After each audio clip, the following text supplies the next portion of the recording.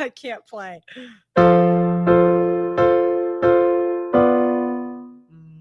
No. I think you guys are just going to watch me fail. I'm a traditional woman, but I fly with my baby to other states. I say that I'm conservative, but at the same time, I made my husband wait while giving it to another guy for free. The traditional woman, everybody.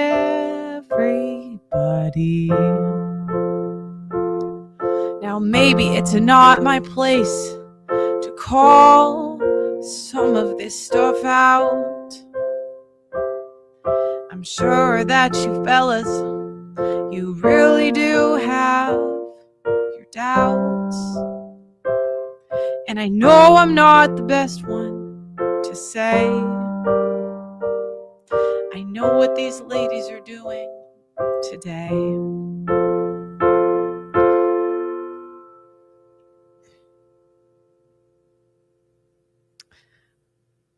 Let's do a topic change.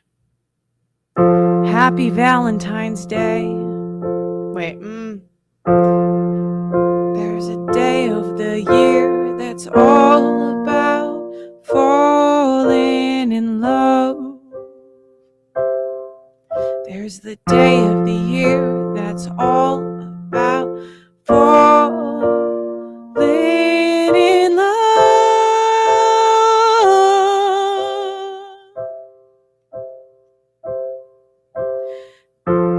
Love is in the air, and we all know it. It's the time of the year to get that special someone a gift. But there are some people that ended up alone, at home, on their phones. There are some people out there who didn't have that special someone.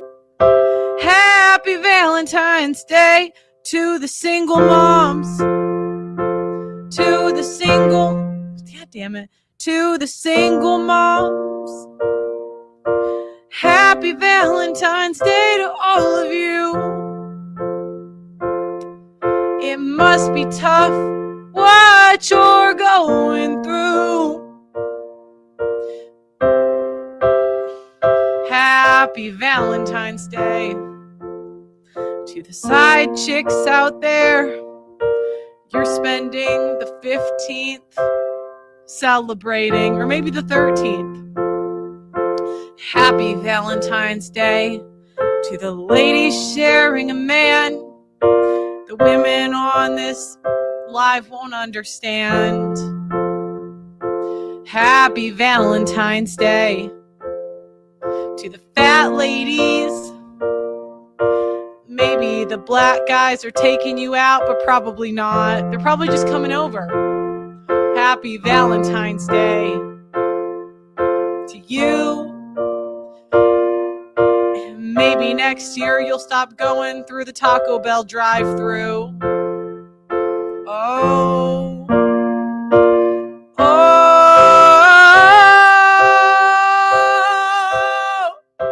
happy Valentine's Day to the women out there. There's no flowers for you at all. They're not coming.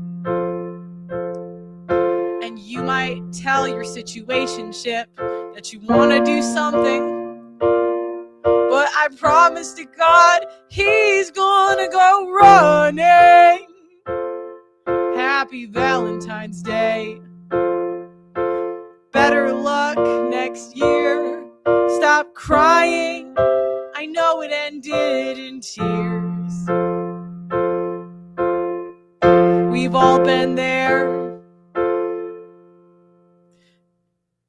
We've all been there. It happens. to the best of us.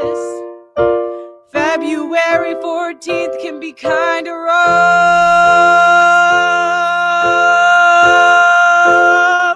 Happy Valentine's Day to all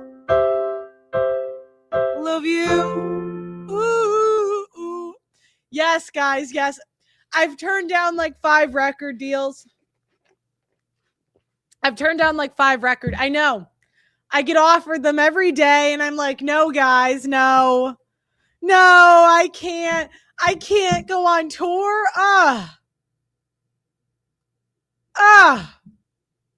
Every day they're just begging me. They're like, Pearl, be a singer. And I'm like, I'm like super busy. I'm super busy. Why are you telling me I'm looking rough? Are you autistic?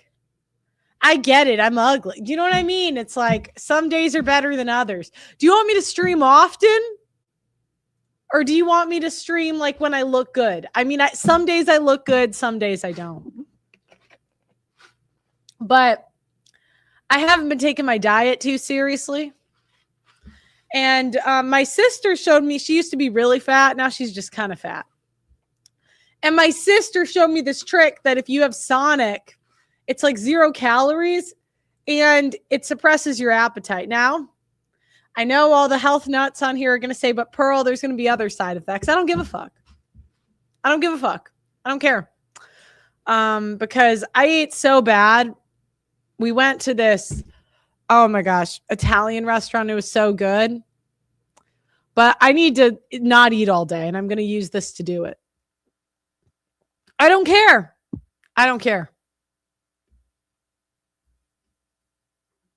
It makes you more hungry in the long run. Shut the fuck up. Shut up.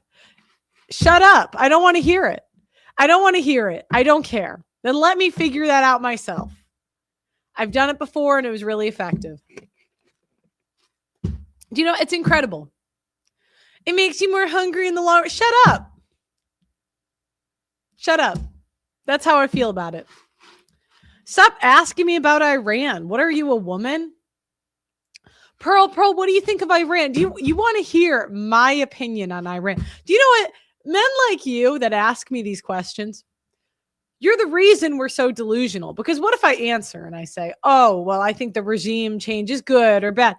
Now I'm going to start thinking I'm qualified to answer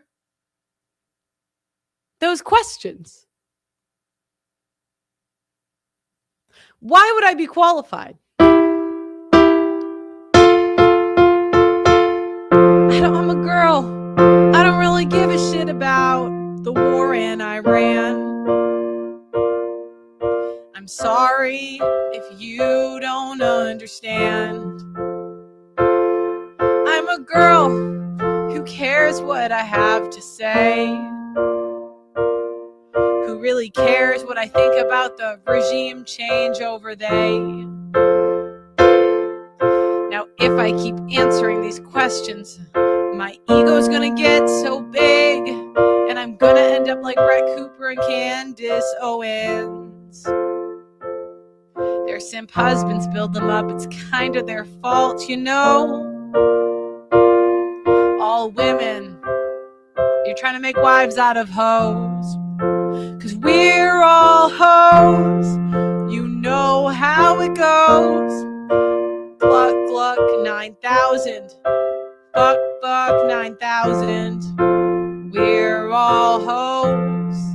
You know how it goes. But you gotta stop giving these hoes these big ass egos. Now look, sometimes you do things that are right. Sometimes you put on a fight. Sometimes you gotta do these things. But we gotta be realistic about these things. Oh, we're still all hoes. Don't let them think they're special. All women are are hoes. It just depends if it's for you.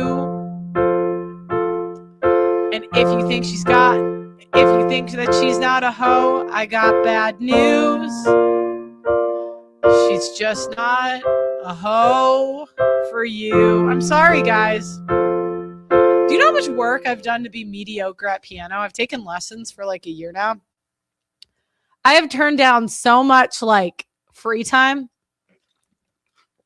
Every morning I do a piano lesson. I probably should be better. I'm a little bit dumb. I know this about myself. So I got to do the lessons every day.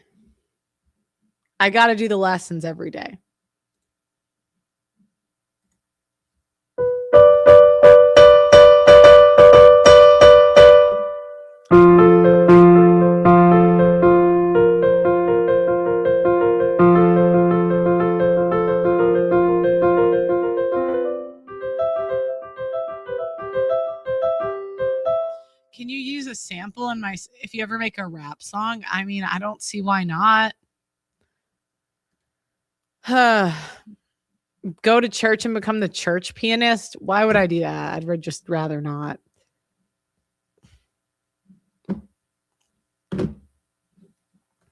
All right. What up, guys? Welcome to another episode of Pearl Daily. And I want to start the show by talking about some key concepts. And the first concept, no women are special, not even me. There's no such thing as a conservative woman. And if anything, I would say a conservative women generally are red flags because they want the clout from being conservative. They want the virtue signal points from being conservative, but they don't want to do the work of being a conservative woman.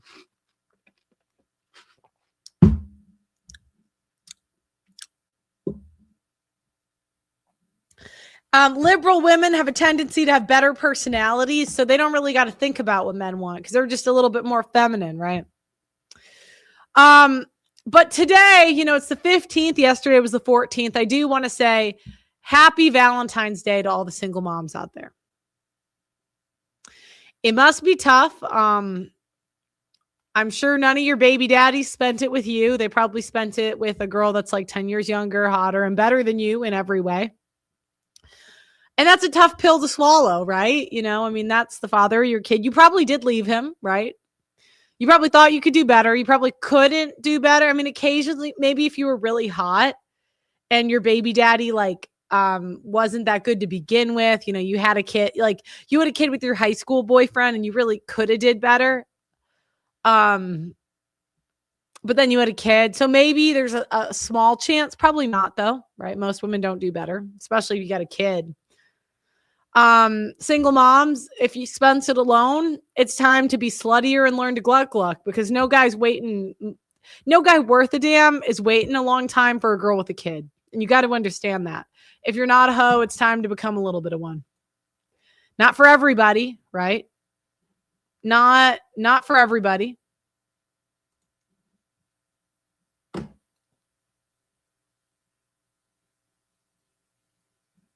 But, if you're interested in a guy, it's time to gluck, fuck. You know what I mean? It just is what it is. You now got a kid. Brett Cooper, if you become a single mother soon, it wouldn't be on your husband's volition, but if you start to think you could do better, that goes for you. So just know that's going to be your strategy moving forward. I next want to say, like I said in the opening song, happy Valentine's Day to the side chicks out there. I'm sure you're hanging out with your man either today or the 13th. There's a main chick and that it's not you. I love side chicks, actually. Side chicks have a level of humility that main chicks will never have. There's a reason that men love, they really do fall in love and leave their wives for side chicks. They really do. It's because, they have a level of humility. It takes a certain level of humility to come over at 11:30 p.m. at night and crawl through the back door to fuck. Do you know what I mean? It takes a level of humility for him to say, I'm busy with my wife. That's a level of humility, If anything, I think it would benefit women to be side chicks. Yeah, I think it would benefit women to be side chicks for a year or two so they can appreciate being wives. You never really appreciate. There's a reason like wives are such bitches. And I got to be honest, guys, a lot of you guys complain to me about your ex-wives, and it's really your own fault. A lot of you guys create monsters. You give away your commitment for nothing. You beg to be with these like mid women. Why do you think they think they're tens, right? Like recently I figured out that the biggest body positivity, like people, the biggest men that are like body positive, like you think that the body positivity movement is women. You think of Lizzo, you think of, all these fat women, Tess Holiday, but it's not really true because the fat women, they would never have that ego if it weren't for you guys banging them. And not only banging them, you guys defend the women you're banging. Like, there's this one guy that was like, oh, my ex was a 10 or an 8. And I saw a picture and I'm like, I don't think so. Yes, she was. Okay. That's not an 8. Does she look like Megan Fox? No. You got an adjustable 6. I understand there's love there. You want to feel like the man. So now you got to make us all feel like she's an 8. Men do that with fat chicks. She's not fat. I mean, how many times is a man banging a fat girl? And I'm like, she's fat. And the man will say men with their exes. I'm like, oh, wow, you dated a fat woman. I mean, just take the L, fellas. I mean, you can't get hot women. You can get fat and chubby women. Just eat that. That's an L you just have to eat. Eat it. Just like side chicks have to eat when they don't get called back the next day, right? When they have to crawl through broken glass to fuck the alpha, right? That's a level of humility. Like, I heard a story. I know someone that works with like NBA players, right?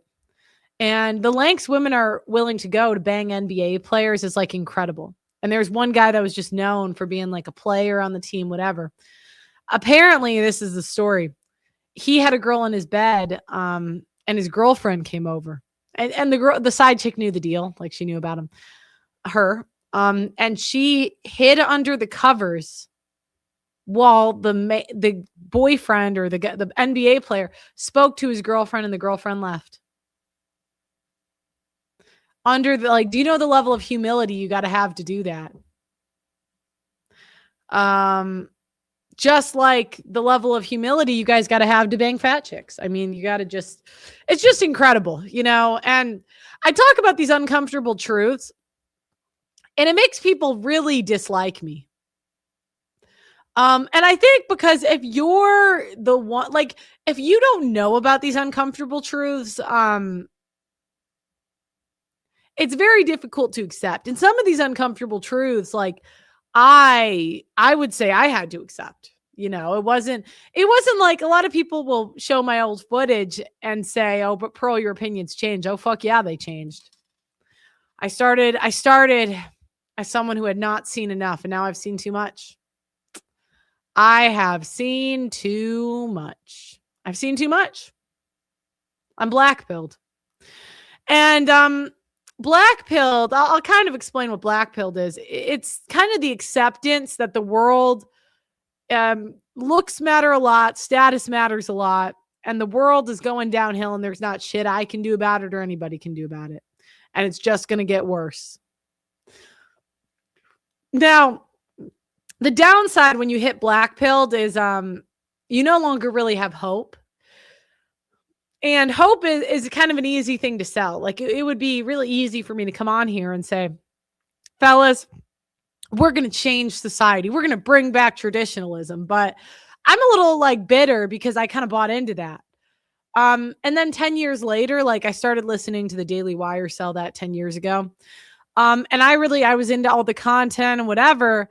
And then you find out the e-girls are fucking the commentators and you're like, are you guys really bringing traditionalism back? Right? You find out like none of the men that are pushing this stuff can even say no. They have all these bitchy fat wives at home, that they can't say no to. And you're like, well, you guys can't even say no to your wives. How can you say no to the world? So that actually leads me to the next person I want to wish a happy Valentine's Day. This is a happy Valentine's Day to the women who married their second choice. You probably spent yesterday with him doing everything in his power to make you happy. Most people don't marry their first choices, so let's not like let's be real here. Like most people are not going to marry their first choice because women's first choice is like a streamer with infinite money, hotness. It's like Edward from the vampire series, whatever it's called. And I think when you get older, you get a little more black pilled and you've kind of accepted this reality that nobody's really going to marry their first choice. See, like it's way easier to say, oh yeah, you guys are all going to find your dream husband. Like that'd be a way easier sell. Most of you aren't going to find your dream husband and most of you will marry your second choice. Mm-hmm.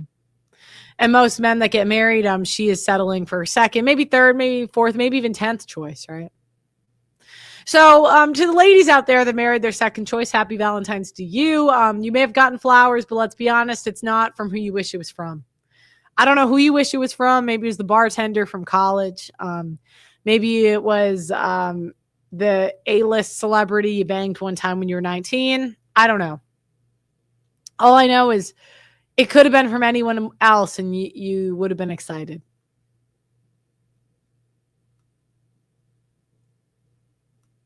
Happy Valentine's Day to the women that used all the kindness that their husband did for them yesterday to build their brand and signal to everybody that they were awesome.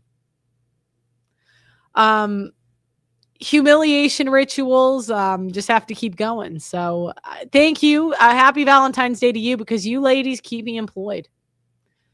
You ladies will keep me employed for a lifetime. And I thank you. Happy Valentine's Day to the women planning your divorce. Maybe this is your last Valentine's Day with your husband and you know it and he doesn't. Happy Valentine's Day to Sarah Stock and Elijah Schaefer. I'm really rooting for you two. I think it's a match made in heaven. I think you should say fuck the world, right? Fuck the world and just go off. You guys are cute. You might as well go for it. You guys' reputation, like that would actually be kind of goated if they came back together and said, fuck the world. I think that would be incredible. I think that would be hilarious.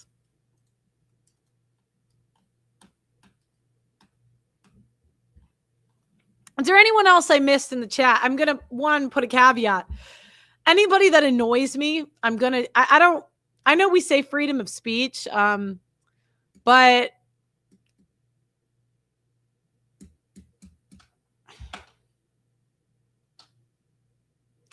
there's just some things I don't feel like listening to in the chat.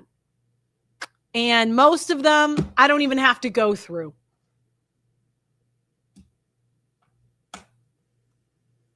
So.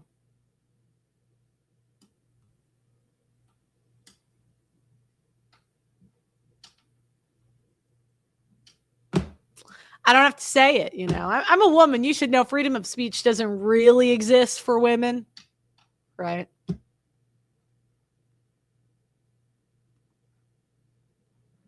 My woman gave me homemade bread and a massage for Valentine's Day. I did nothing.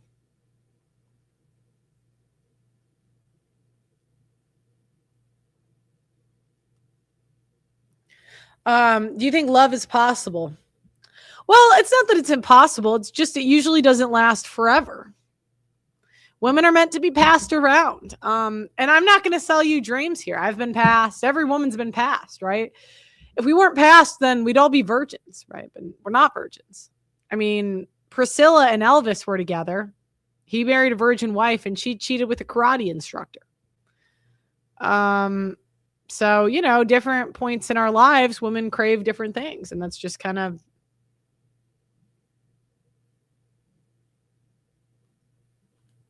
that's life,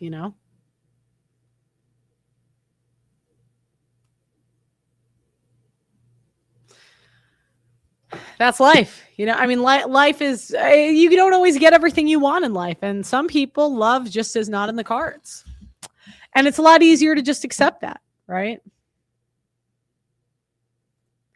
All right. So we've talked a lot about conservative men and women, and I think I like these topics because I've just spent so much time around conservative men and women. I have a Catholic background, right? So I went to Catholic school for 20 years. And, I think I believed a lot of the lies that conservatives push. And it really pisses me off because there's nobody more pissed off than someone who got fooled. We do not like being fooled, right? And Brett Cooper and Candace Owens, they just remind me of a lot of the women I grew up around. And mind you, they're on Twitter. Where I grew up, it was Facebook back then. And a lot of the modern women things that they're doing, the traditionalism signaling, they do, while also sacrificing their marriage and their family to build their brand instead of just doing a good job. I saw that growing up all the time on Facebook. Like, it's like you get all this personal stuff and then you're like, why are you showing this? Okay. So let me go here. It's a bad idea.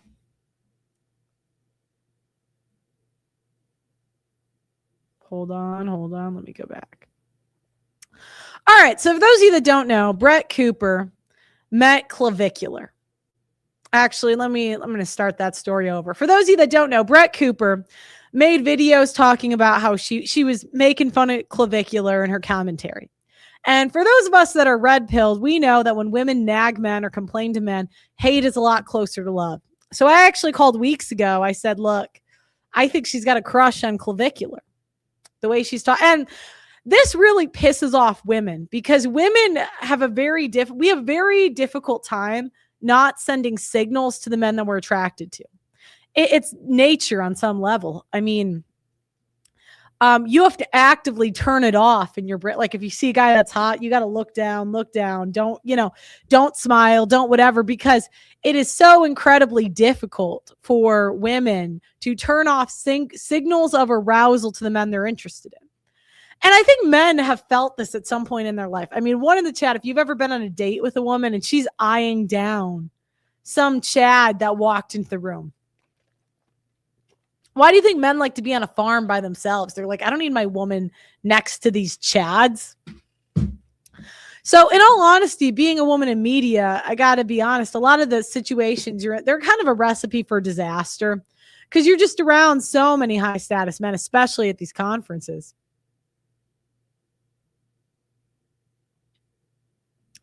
So Brett Cooper has claimed to be conservative or traditional. Now, a workaround a lot of women use is they say, oh, I'm conservative, but I'm not traditional. I don't know what traditional means. And we're like, well, you're posting pictures with farm animals, right? You're posting pictures with farm animals.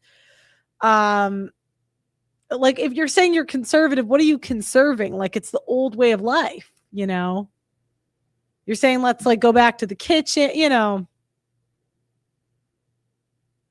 know what I mean? It's like, well, and I'd like to say I shouldn't be the one to have to point this out. I wish there was real traditional women that could point this out.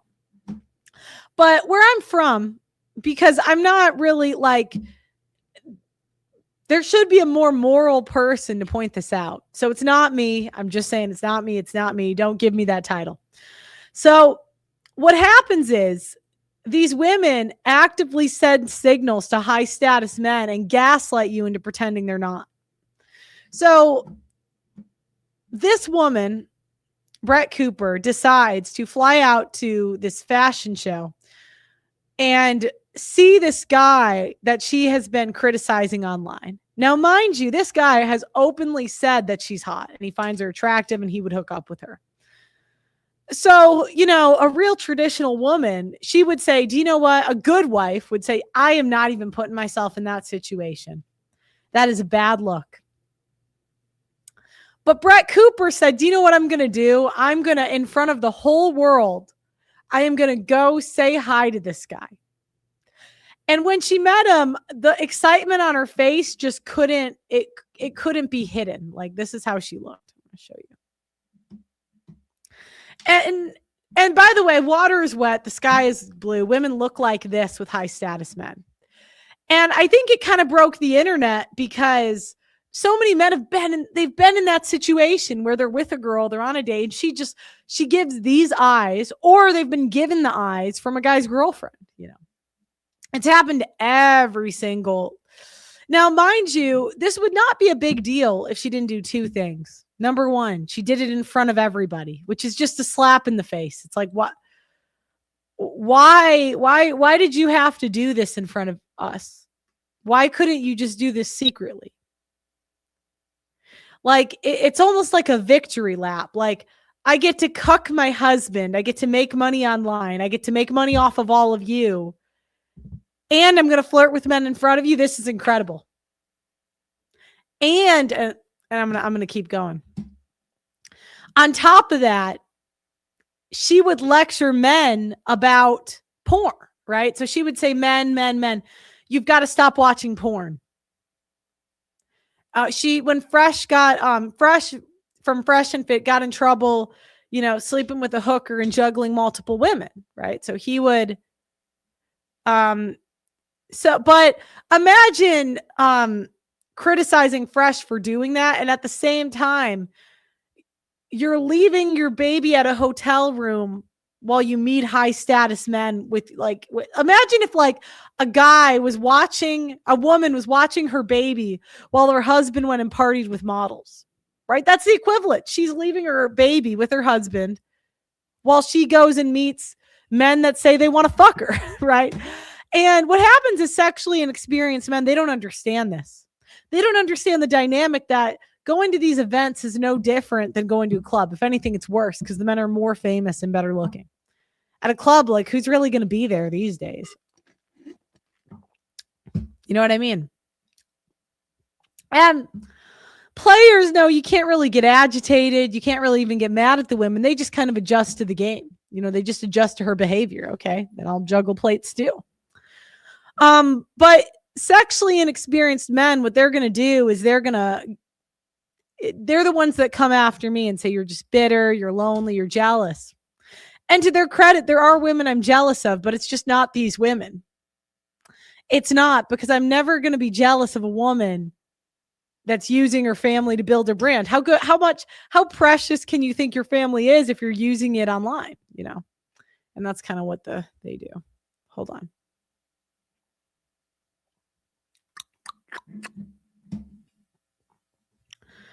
All right. Wait, let me keep going.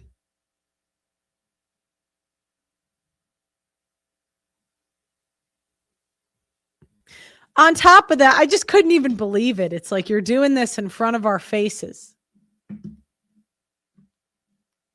You're doing your baby's in the room. That's just incredible. You know, because the question is, do you value your family or you don't? You know, women that travel for work and do these kind of photo shoots.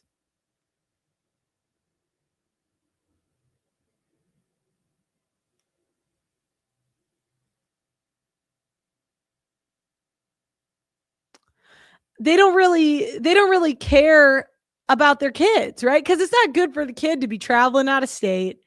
It's not good for the marriage to be inviting all these men, you know, dealing with all these dudes.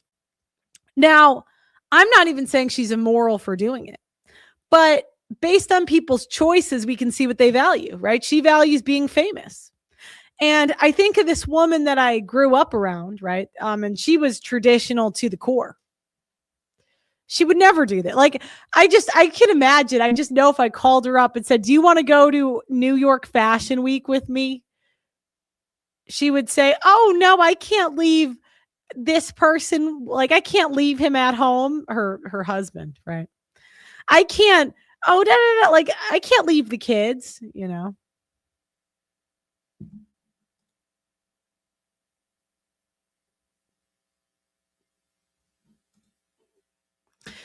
Yeah, kids need stability. It's not good for kids to be moving every few years. It's not. And again, if these people didn't use their relationships to build their brand, Nobody would care or know. It wouldn't even be, I would say it's none of my business, but you guys keep throwing it in our faces.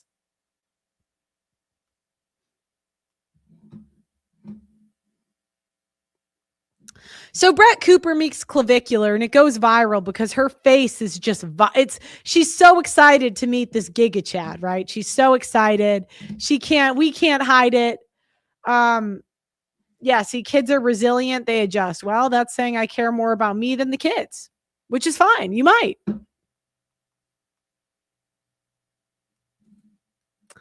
But like I see by your choices what you value. But what I don't like is being gaslit. That annoys me. I get very annoyed when I get gaslit. I get annoyed. I get irritated. I I just like to call a spade a spade. No one cares if Brett Cooper thirst traps with her baby in the room and seeks attention from other men. I don't care. I don't lose sleep over it at night. The same way no one cares that Sarah Stock banged her boss. I don't care. I don't lose sleep. It's not something that keeps me up at night. But I am annoyed because you guys nagged men. You guys nagged men about porn while doing that. Fuck you. Go fuck yourself. Now, all the women came out after this interaction of Brett saying hi to Clavicular, right? And gleeing, right? A guy that's called her hot. And all the women came out and said, but Pearl, but Pearl, but Pearl. There's number one response. You're just jealous. I'm jealous of some people, not of them. There are people I'm jealous of. It's just not them. I'm actually grateful to them because they keep me employed. What would I do without you ladies? You could keep your relationships private, but you just keep making it public. And now I have a job. Thank you. Thank you. But all the women said, oh, she's just saying hi, but women are used to being able to do this with sexually inexperienced men. They're used to being able to eye fuck people in front of their husbands.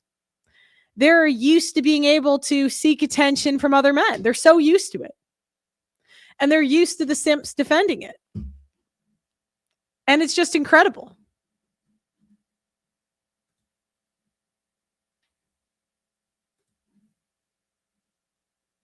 I'll show you another one, right? And this is just another example. I'll see this stuff on Twitter and I'm like, this is just incredible. This woman was doing an ice skating routine, right? And her kid is like, Mom, hang out with me.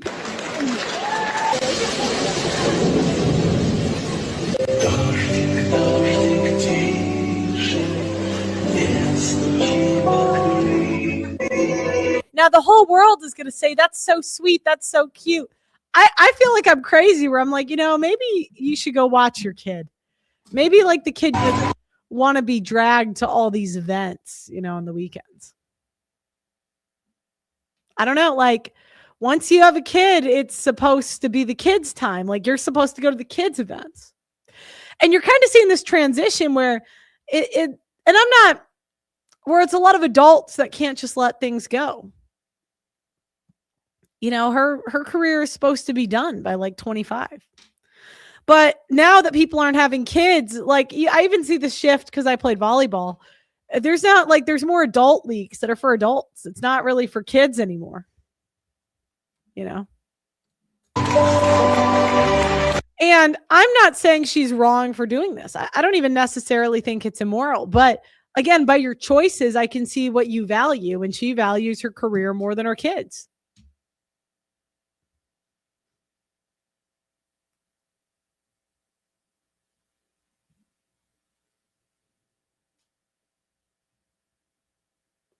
I don't say she's a bad person. It just kind of is what it is. People make sacrifices for their careers all the time. It's just, it is.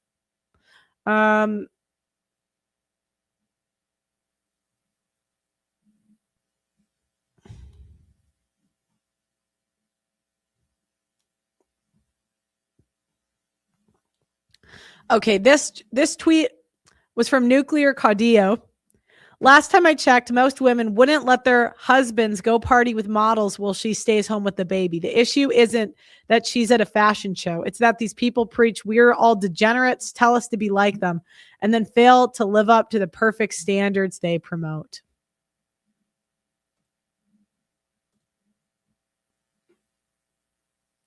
And this is just, what I just keep seeing. How many of the Women's Leadership Summit for Turning Point USA? I mean, how many of these women have kids? Okay, Isabella Brown, that's another one. Uses her kid for clout. Who's watching these children? It's not like they just never go to events. Like, streaming is the perfect career that you can just do from home. You really have no need to work with other people at all. You do not have to do it. You can just get your laptop. It is actually the perfect job for a mother. And these women could, option A, never show their family or their husband online, right? They could never go to the events, and they could make choices that show, do you know what? I care about my family. They could log off forever, right? But what they keep doing, and I find this insulting, is saying, I care about my family. I'm conservative, but not the conservative that requires me to do anything conservative, but I'm still conservative. And I'm going to make money off the audience and gaslight you for eternity. Conservative women build events in community.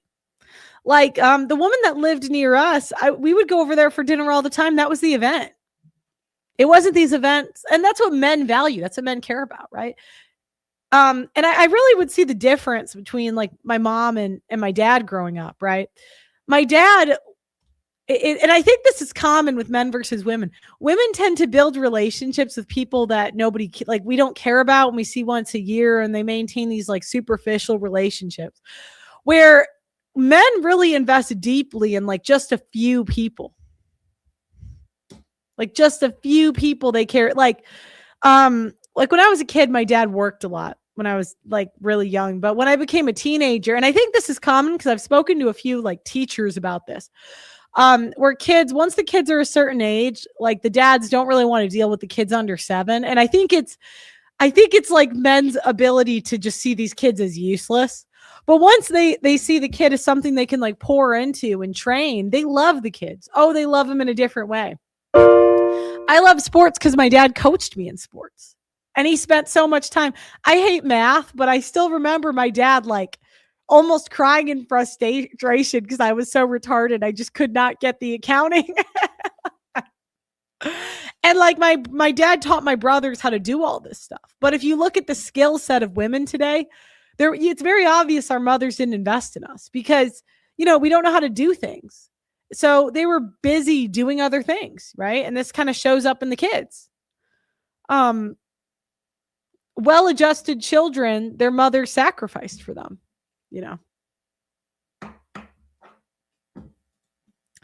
And really, this whole you can do it all thing, you can't do it all. It's that the kids, like, if you're doing these events, it's just at the expense of the children, right? That's not like, what kid wants to go to these adult conferences? What kid wants to be dragged in a hotel room? And who knows, under a certain age, okay, but no children want to deal with all this, right?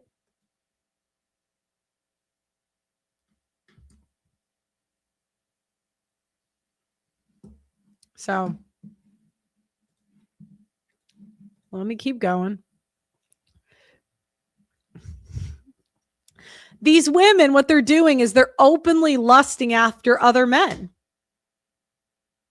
And men are expected to suppress that. So, when Brett Cooper sees clavicular, it's all over her face. It's like she's drooling over this guy. It's so obvious. Where men, when a hot chick walks in a room, they're like looking down there.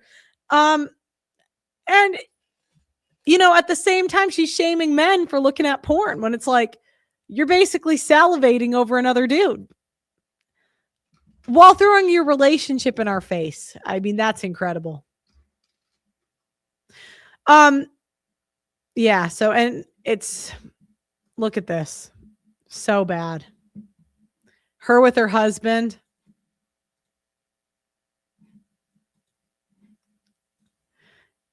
Her with clavicular.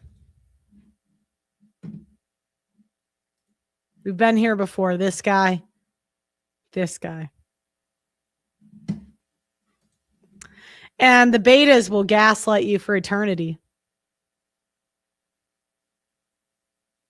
Now, a lot of people said, Pearl, why do you care? Why do you even cover this stuff? Well, I think this stuff is more actually relevant to your real life because this is the stuff you see all the time.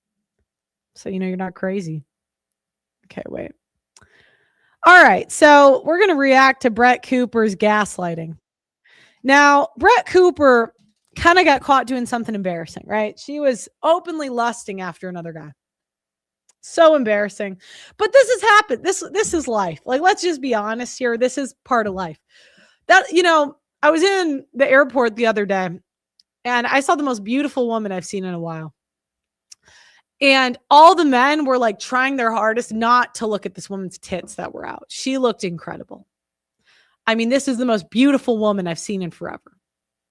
She looked phenomenal and the men are trying, but they're, you know, and if we had a camera in that room, you would see all the men like kind of looking, not looking, kind of looking.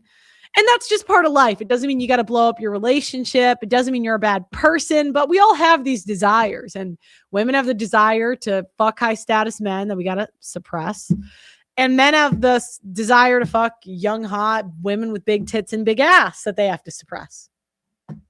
Right? And when you get caught, like when a guy gets caught staring at some boobs, he has two options. One, double down. I wasn't looking at the boobs. I was not. I just said hello. I just said hi. I just said hi. I just said hello. I only said hello. I just said hello. Or they could say, do you know what? I could see how you think that. I could see how I could have done something better. And the way that women react when they're caught and their ability to be reflective shows a few things. It shows, one, have they ever been corrected in their life? Usually no, because they have simp fathers, simp husband. The simps are everywhere. Right?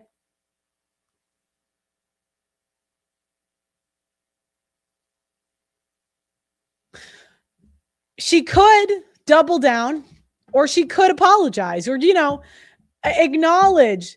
But what happens is, and I knew she had a big ego. I can smell a big ego from a mile away. When she left the Daily Wire as a multi-bajillionaire, the ability to work from home with the best life you could ever have ever in all of human history, and she still played victim.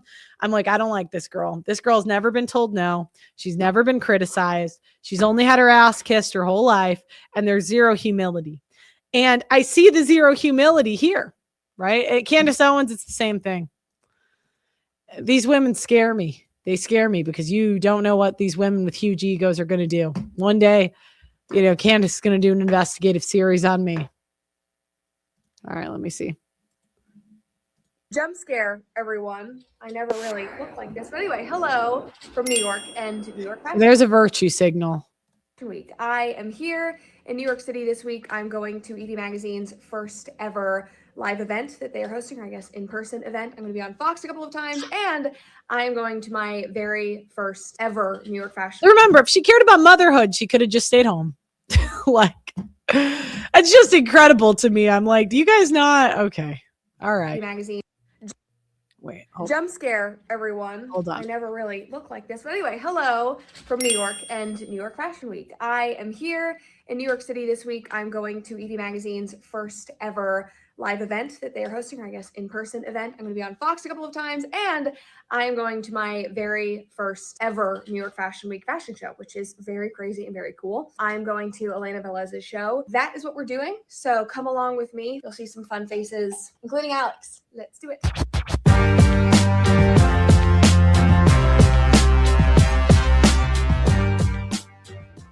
Well, last night was wild. Hi, guys. Good to catch up. Hello from New York. Last night you might have seen on X, I went to Elena Velez's fashion show for New York Fashion Week. And when I was planning out this entire week, because I have a bunch of events here this week and I'm doing Fox and all that stuff, I specifically intended and planned to do today's episode, Saturday's episode, on that experience, my first ever fashion show, and why I think Elena Velez is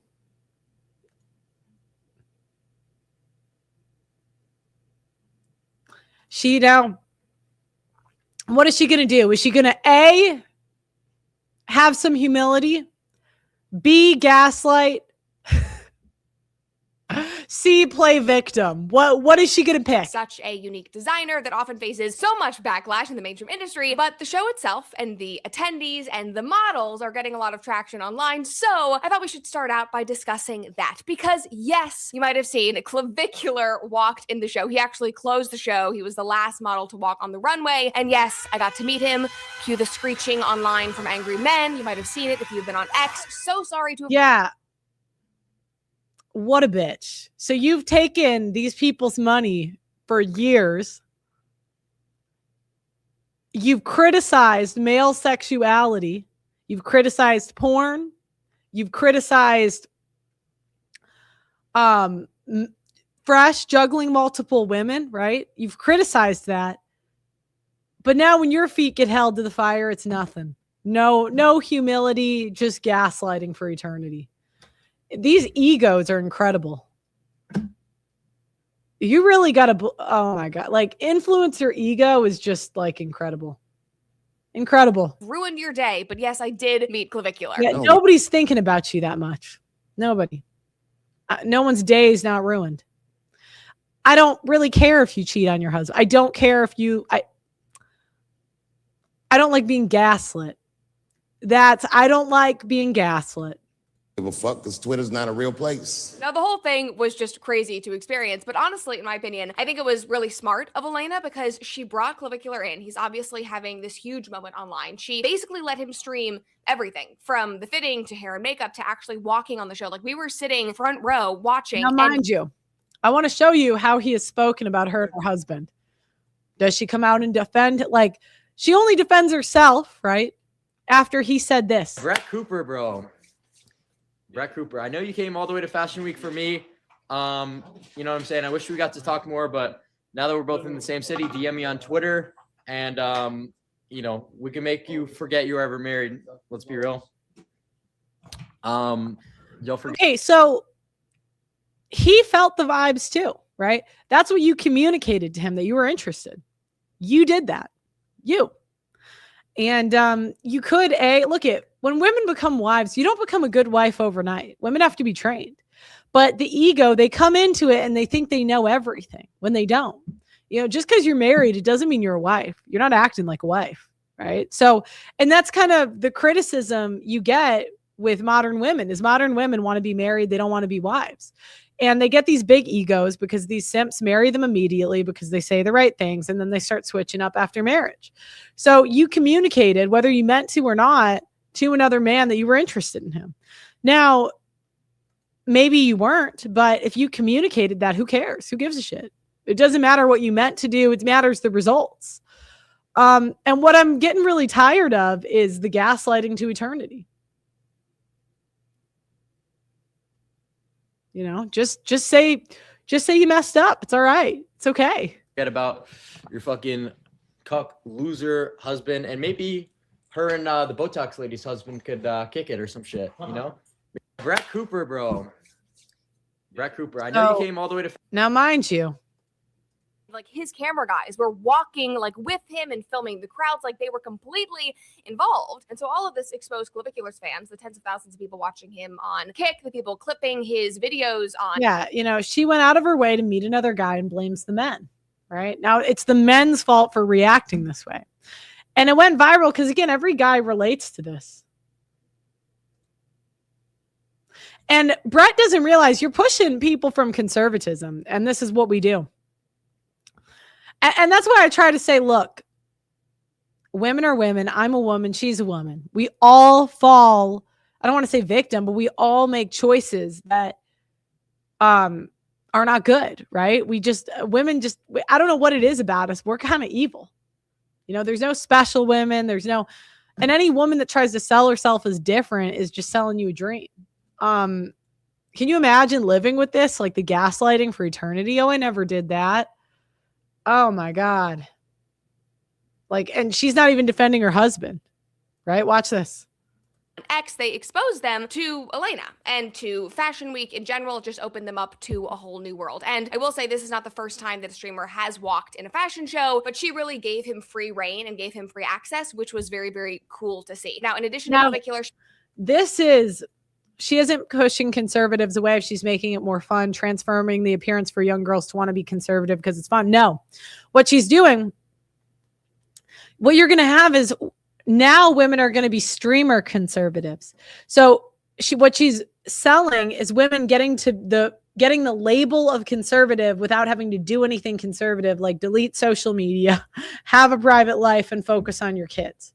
So all this is going to do is this is going to be the new round of young women, is women that want to use their families to build their brand. I was the kid who was used to build, I'll just say, a relative's brand. It's not fun. It's really annoying. Like, I'm telling you, because I've lived this stuff. And now you have to be involved in all this stuff you don't like. Imagine if, let's say she has a daughter. How profitable is it going to be to put that daughter on OnlyFans? I hate to think this way, but when you're in politics, people hate you. And that's happened to other conservative women. I don't remember her name, but there was like a blonde daughter that like she was on OnlyFans. You know? And what you can do is say, look, I want generational wealth. So this is the choice I'm making. I understand it comes with consequences, but what I cannot stand is women that gaslight me to eternity. I know what you're doing. I know what you're doing. It's fine. I'm not going to stop you, but please stop throwing your relationship in my face and telling me it's conservative. It's not. I know real conservative women. It's not me, but but I am almost insulted for them that you're making money off of them, right? So anyway. She also had my friend Liv Schmidt walk in the show. She is the girl, I talked about her on comment section a couple of years ago, but she was literally kicked off of TikTok. She was banned on TikTok because she has this thing called Skinny Society, and she's like a fitness and health influencer, and she was telling girls how to portion control and calorie count, and apparently that was triggering and harmful for people in the body positivity community. So yes, she was literally banned off of TikTok. She was dropped by her modeling agency. So it was like a cool full circle moment. She got to walk in. Now you're saying Brett's better than Kent. That's true, but Brett's young, right? She'll get more leverage and then just keep being a bitch. Like, it's just going to keep going. Like, this is how monsters are made. Monsters don't start out this way, but it's her husband's never going to correct her. Nobody's got it was the whole Daily Wire thing. Nobody told her she was wrong. They put her on all these shows and said, you're a victim, you're a victim, you're a victim. Instead saying, Brett, shut the fuck up. You live a better life than all of women in all of history. Shut up. Shut up, shut up, shut up. You're not a victim. There's people that have to go work for $10 an hour every day, 80 hours a week, and that their life fucking blows. Fuck you. Like, shut up for complaining about anything. Stop playing the victim about this. Okay, you weren't allowed to talk about one thing at work. Fuck you, Candace. Nobody can talk about what they want at work. So it's just incredible. Her first Fashion Week show, she was like covered in Vogue by being in Elena's show. Elena also had some like controversial musicians walking. I think that she also had a detransitioner in the show. I didn't catch that individual's name, but I was at the show with Brittany Hugo Boom, who is the founder and editor-in-chief of Evie Magazine. They also just did a profile on me being at the show, but Brittany apparently knew who. So again, it's the gaslighting. They did a profile on me where I took provocative photos, right? I took provocative. They can never say it. They're going to downplay it. Downplay, gaslight, and it's just exhausting. I'm so exhausted. I'm so exhausted. I just want you to say what it is. We're all hoes. All. Every woman's got some hoe in her. Okay. This was and pointed her out. But needless to say, amidst all of that interesting cast of characters, Clivicular was very much the most viral moment of the night. And so because he was there. Will she defend her husband? And because I was in attendance there. Is she going to defend herself or her husband? Her husband called her, he called her husband a cock. There's now all of this discourse on X, I would say, about me being there and watching while he walked and meeting him. And God forbid, this is the worst, God forbid, I'm so sorry that I did this, but I smiled at him. Oh my God, cue the Yeah, but see, again, she's never been corrected in her life. And as a woman, like, you don't really realize, it's not like a conscious thing because we're biologically predispositioned to light up, or like, you know, to send signals to high status men.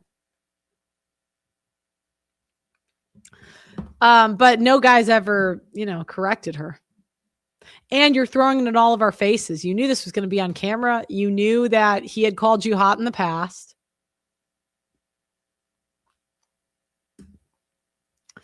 Now it's time to grow up. It's time to grow up. She won't, though. Meltdowns, guys. They are freaking out over on X. And what I need to say to that is, oh my God, people go touch grass. Like, seriously, kick rocks, touch grass. And she's saying touch grass, but Nuke actually said this to me. He said, we noticed this because we do touch grass. And how many men have been in a situation where the girl lights up around a higher status guy?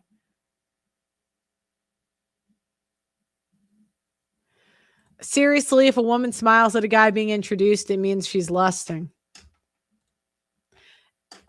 It's the subtle facial cues. And everyone knows when they see them, when the women can't take their eyes off. We all know it. We know it when we see it, right? Because women completely ignore men they don't find attractive. I'm being honest. Women don't look at them, don't make eye contact. Like, we all know it when we see it. We're not stupid. And, you know, she's insulting our intelligence. So fuck you, bitch. Fuck you. It's just incredible. Oh my God. No, what did I do? Being debated and argued about. Now, first of all, for those individuals, if you want the full story, I did not even know the clavicular. Oh my God, cue the meltdowns, guys. They are freaking out over on X. And what I need to say to that is, oh my God, people go touch grass. Like, seriously, kick rocks, touch grass, log. Yeah, they're like, no one smiled at me like that ever. Yeah. Yeah, clavicular is high status to women. Women care about what's popular, not who's competent. So, yeah, like imagine if a guy went up to a girl and was just staring at her tits the whole time, staring at her tits. Men are, they train themselves to not do that, right? But women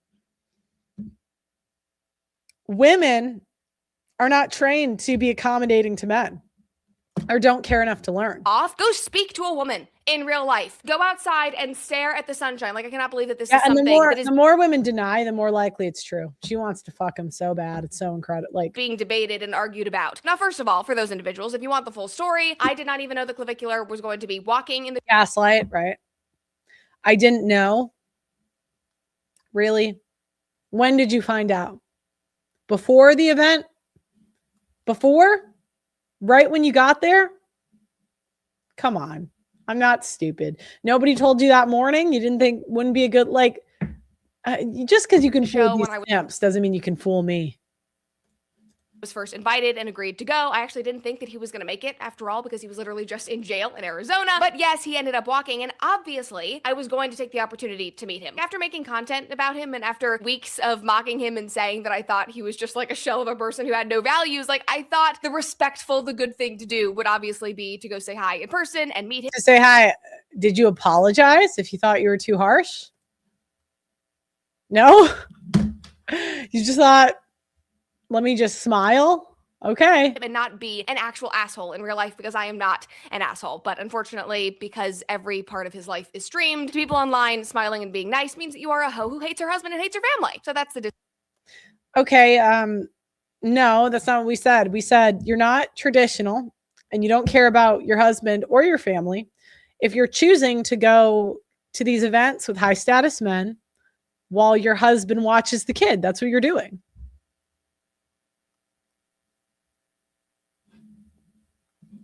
Rolo pointed out that she knew he left Arizona and was going to be there. I don't even have to look into it. I know she knew. Obviously, she had to meet him. Like, why would you associate yourself with somebody who's called you hot, right? And this is why the red pill is just never going to die. Women are just going to keep being women. So discourse online. Again, I will say, go touch grass. I don't give a fuck because Twitter's not a real place. Like, are you people crazy? We do not live in Saudi Arabia. Sometimes two women go out without their husbands, and sometimes women, oh my God, interact with the male species. that's incredible. That's incredible. This is what she's saying. I went out without my husband. On camera, I flirted with another guy. I got caught and I'm going to double down. It's just incredible. Incredible. I'm like, thank you, Brett. I really want to thank Brett Cooper. I want to thank Candace Owens. I want to thank all you e-girls. I'm going to be employed for a lifetime. I am going to be employed forever because the inability to ever admit you're wrong, I could just make 10 videos saying that you're wrong. Like if you came out and just said, you know what, that probably wasn't a good look. You would have showed humility. You would have showed class. But you decided to be modern women. I love you guys. I love you guys. Oh, I love you guys. Please don't ever stop. I might have to get a real job if you do. What if you guys started being good women? Oh my God.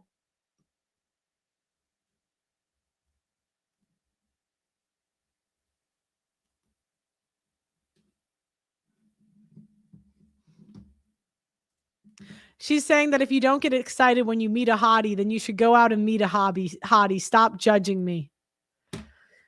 Like, imagine if a married man was like, hey, for work, I have to go to these events with models. I didn't know the models with the 20-year-old Playboy bunnies with big tits would be there. What? Are we in Saudi Arabia? Are we in Saudi Arabia? The big tit models just happened to be there. And you're like, hey, that's mad convenient. Hey, stop saying I hate my wife. I didn't say I hated my wife and my baby. You're like, well, why are you getting so defensive? Why don't you just say, hey, I could see that was a bad look. I'll think about it more next time. Yeah, I had to go to a strip club because it was a work-related event. See, this is what she wants, the title of married, but without giving anything up, right? And simps facilitate this.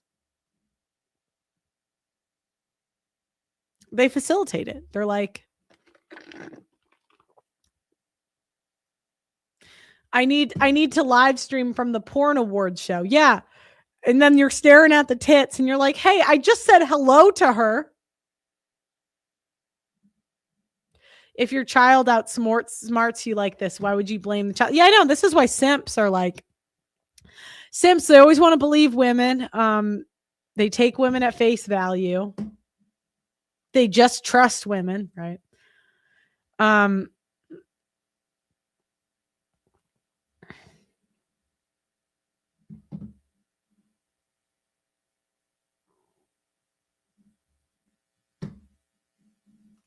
Yeah, he says, I just had to meet the bunnies.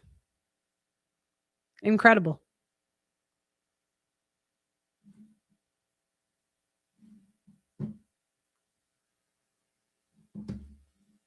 How does her husband not see through her bullshit? Well, okay, let me keep going. Again, touch grass, log off. It will be better for you. I guarantee it. Anyway, moving on from that. What? That's incredible. You e-girls need to consult me.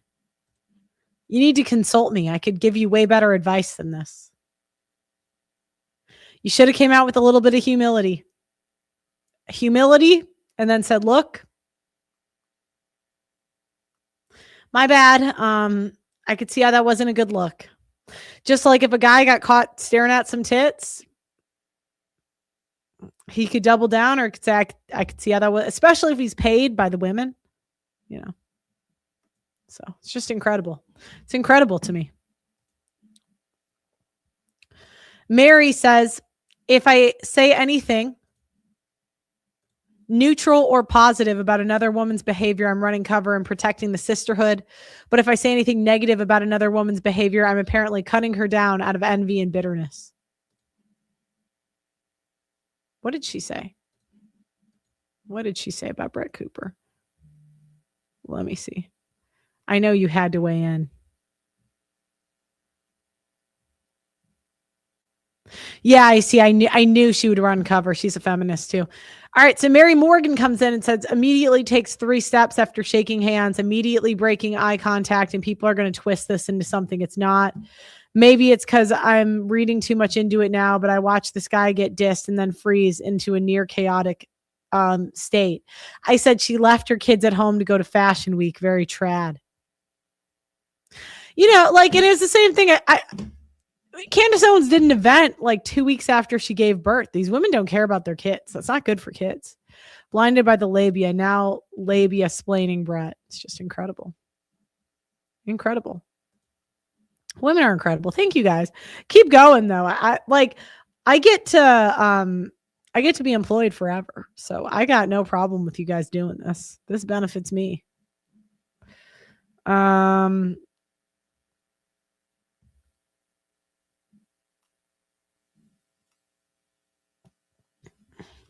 So essentially, Brett Cooper denied nothing, gaslit, and then blamed everybody who noticed. And then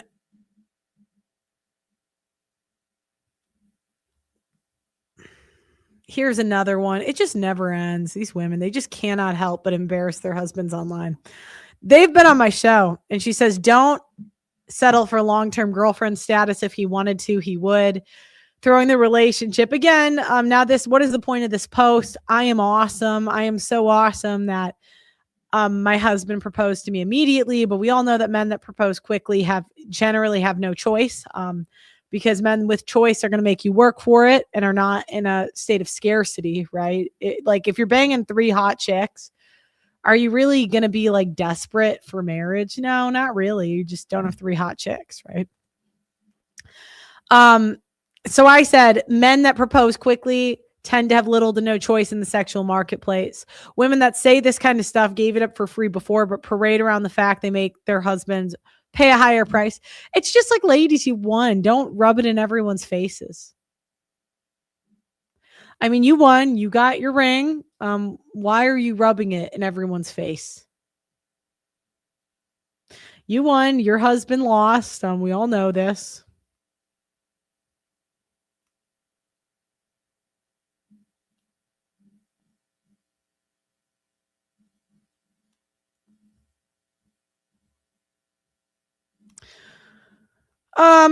Okay, so now the last thing I should say about the conservative media personality types is that they do not know that they are DEI hires. Now, all women in media are DEI hires, all of us, every single last one.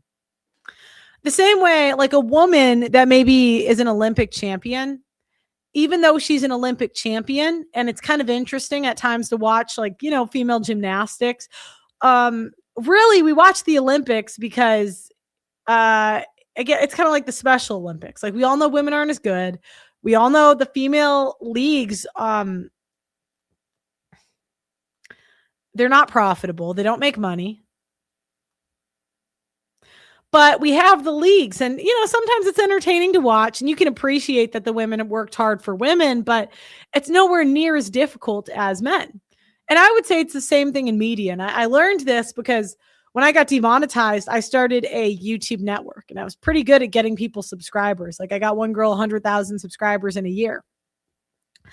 But her credibility was just being young and hot. And I say this with love. I wish her well. She did work hard for a woman, right? But she's still a woman, right? And the guy had actually worked in the same, like, the dating industry for 10 years, and I couldn't get him subscribers to save his life. And this is a guy with answers to people's problems.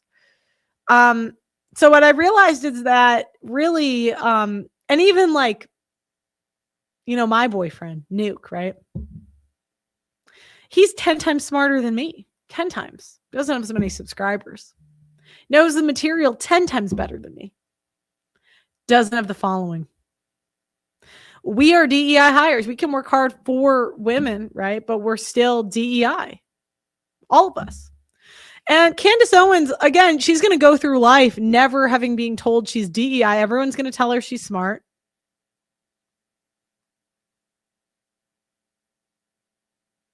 And it's very difficult. I've been in the position. It's very difficult to not believe it when every beta ever is going to say, you're so intelligent, you're so this, you're so that. And it's just not good for your ego to believe it, right?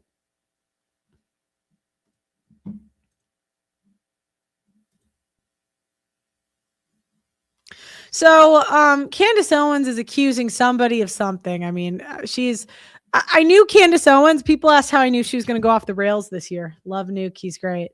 He is great.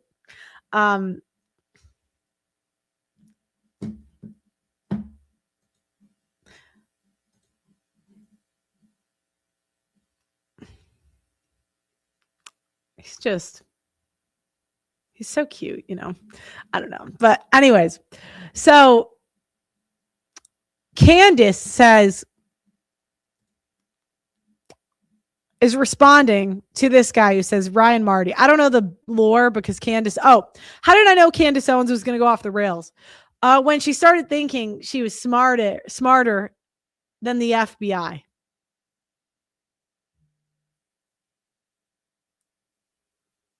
When she started thinking she was smarter than the FBI. When she started thinking she had all the answers and she knew more than the FBI. I watch women's sports because of the tight outfits. Yeah, I know. That's when I knew Candace Owens was going to go off the rails. I'm like, oh, this is it. She's crashing out this year. Okay, so she's whatever talking about Erica Kirk, Charlie Kirk, who cares? Ryan says, hey, fun fact, DEI queen. I'm the one that exclusively runs the CK YouTube and nothing was deleted after his death. Stop making up accusations you know nothing about. Okay. And he called her a DEI queen. And you can tell this bothers her because it's true, right? And that's why you have women always trying to like show their intelligence. Females in the Olympics are for PDF gymnastics. Yeah. So, Rolla doesn't like me because I'm DEI, and sometimes I embarrass him because I'm DEI. And like he came up, it's understandable. I understand why he doesn't like me. You've got to appreciate the irony of a company that literally employed me for years now referring to me as DEI. All women in media are DEI. You don't have to be Rollo smarter than me. I have more followers. Nuke smarter than me. I have more followers. It's just life, right? Sometimes men like to watch a woman talk. I mean, I'm not even that cute, but like, that's why I'm in conservative media, not Playboy. We all are, right? It's like mid women. And because media is visual, more people are drawn. What does that me being black have to do with anything right now? Blah, blah, blah. Okay, now she's crashing out. In media, most women are DEI hires because you are monetizing beauty with an audience of sexually inexperienced men. What did you really think you knew about politics when you became famous? Nothing. Okay. I typed that wrong. DEI women, right? Do you seriously think you are more qualified than your male counterparts? All women, including me and you in the media, are DEI hires, all of us. She's famous because it was uncommon for a black woman to have conservative opinions, right? I'm famous because it was uncommon for a woman to have pro-male opinions.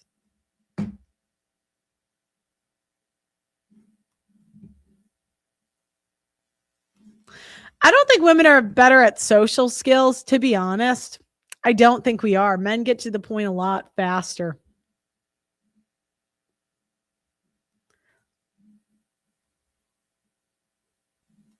And I said, look, it doesn't matter who Candace, because a lot of people, the white knights will come in and say she works for herself. Well, it doesn't matter.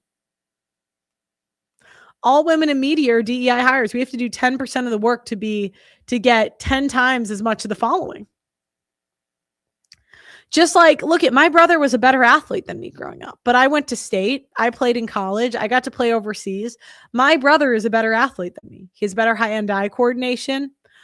He's naturally stronger. He's not like, and when you start seeing this stuff, it kind of makes the world make sense. That's what's important to me, being accurate. And I'm going to be accurate, even if sometimes it makes me look bad, right? A lot of this stuff applies to me too. But I gotta do my best to be accurate. I'm DEI, you're DEI. We're all DEI.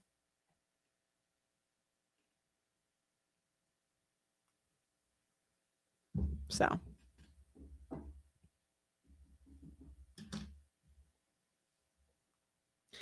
it doesn't mean, you're not talented, but like, it's kind of like a woman rapping. Like a woman has to be 10% as good of a rapper to be a female rapper because it's like entertaining to watch a woman rap. And it's kind of cool. Like you're like, oh, that's a woman rapping. That's a woman doing conservative. That's a woman debating. Right. But it doesn't mean that you're better. It just means like that's kind of part of entertainment.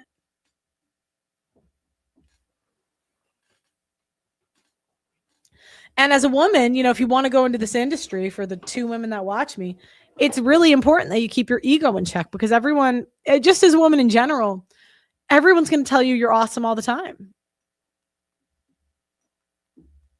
Yeah, it's like women in male spaces just get more attention because it's unique, right? You don't see it often.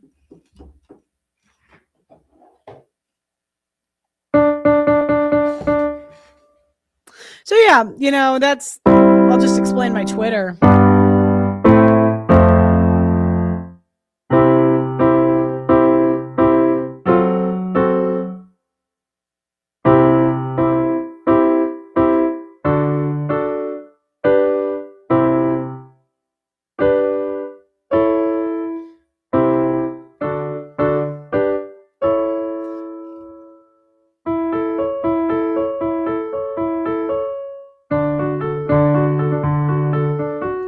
And women are just inherently lazy too.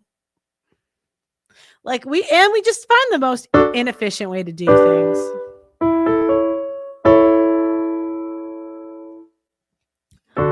Candace Owens is a DEI hire, just like Brett Cooper and me. The problem is all these simps really try to make us believe that we can be men and do what they do. But women always dominate you too. Because we have tits and ass and we look good. And even though we're not hot, most men probably would. They would. They do it on their worst day. They wouldn't be that excited because we're like 5s, 4s, 6s, not 7s or 8s. Because if we were that hot, we'd be somewhere like Playboy. We'd be married to A-level celebrities or some boy toy. Or mids, not that smart and mids. And that's okay, cause who are we kidding? Cause we really can't be men, it's true. And we do our best to compete on YouTube. And look, it's okay. And it's okay to not be as good. You really can't be good at everything like men can be. I mean, men can do it all. Men are better than us in every way. And the problem is that we even have to say, look, and I have no problem with women doing this job. But we gotta be honest about what it is, just like women's sports. People go to watch women's sports because of the shorts. Not because of their athletic ability, really. And it's okay, that's just what it is. But don't put it over watching your kids. 'Cause they do need a mother and a father. But I guess, fuck them, who cares about the daughter? And I just like to call a spade a spade. And if you want to be a spade, hey, that's okay. But don't tell me it's not a spade, Don't say it's something else. That's annoying. Just say it's a spade. It is what it is. Not everybody can be a perfect person, And every girl's got a little bit of hoe. And that's okay. You know, I'm really not judging you. But do not gaslight me on YouTube. Because I know what it takes to do a lot of these shows. I know what goes on at these conferences, though. And that's okay. You know, it is what it is. But maybe try to watch your kids. And I know a lot of you have nannies and they help you. But if you cared about your kids, you wouldn't have them, you know? You just wouldn't. Or if you cared about your kids the most, I guess you might care about your kids, but not more than doing whatever you want to do. And you might care about your husbands, but again, not that much, because then we would see less of you, you know? And that's okay. Not everybody can, you know. I mean, Oprah made sacrifices, but she knew what she was, you know? And that's okay. It is what it is. But don't tell me you're traditional if you're not watching your kids. And, you know, I'm not here to judge you. God forbid. I mean, shit. I have a lot of room for improvement too. But if we're not saying what it is, and, you know, we're pretending it's something else, I just think it's going to be bad for my mental health. And now there's women nagging in the chat because they don't want to accept the fact that they're kind of bad moms. And that's okay. You know, you can't be good at everything.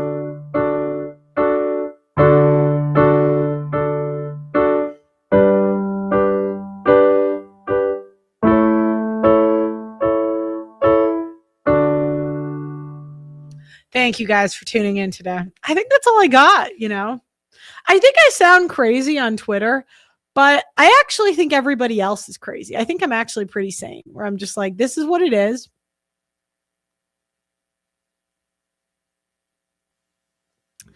Yeah, you know, I know it sounds like I'm not judging. I just want to be accurate here. Cuz you know, I don't have kids. I might be a terrible mother. I don't know. I might be a god-awful mom. I like to think I'd be good, but I probably, at least in the beginning, I'll probably suck, right? It's probably going to be awful. Probably terrible, bad, you know? So I don't want to, but like, I just can't, you know, I've seen really good moms and I just don't think it's you guys. You know, you get like a C on your report card. That's okay. We can't all be A students. Some moms are just C's, you know, they did good enough to get by so their kids aren't crackheads, but, you know, all the goodness from that the kids are, it's mostly from the father, and that's okay. The dad's just better than you.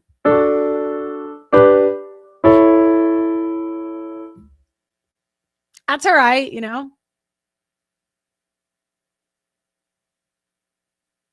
You're egg donor, and the dad makes sure the kids are all right. It just is what it is, you know.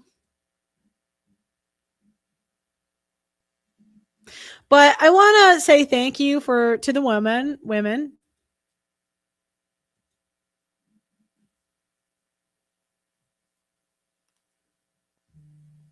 Thank you to the women for please keep on doing this, because what am I going to talk about for 2 hours? If you stop doing this, then I might have to get a real job. I would hate that.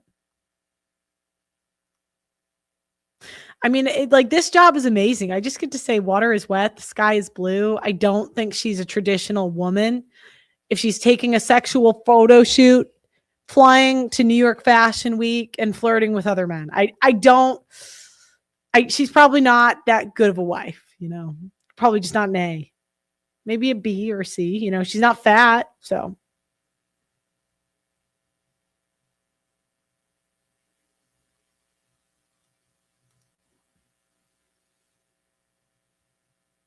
Imagine having a real job. I can't. It's been so long. I don't want to. I don't want to imagine that. I'm going to be honest. Thank you guys for supporting me. Because I would rather not.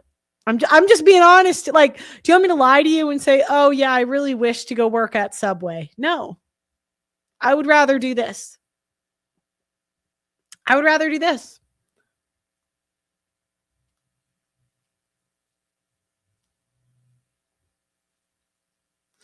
If I can not, rather than do, why would,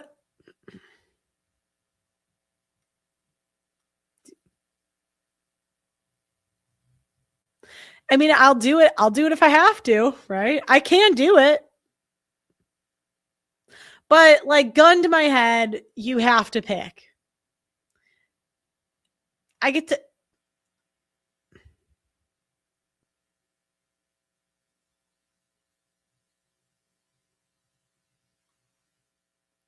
I'd go into sales. That's probably what I'd do.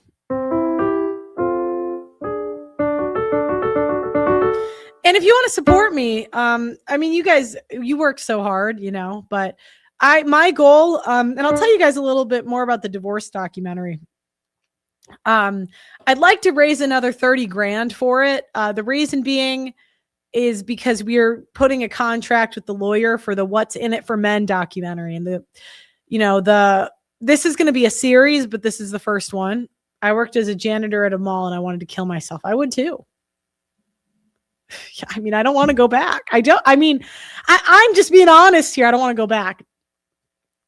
Now the reason being is that, okay, sorry, going back. Oh my God, I just blanked. Oh, I hate it when this happens. Let me drink more of my Sonic. What was I talking about? I don't even remember. Fuck me, right? I know there's a group in the chat that's like, would. I mean, you guys would do anything, you know, I'm not special.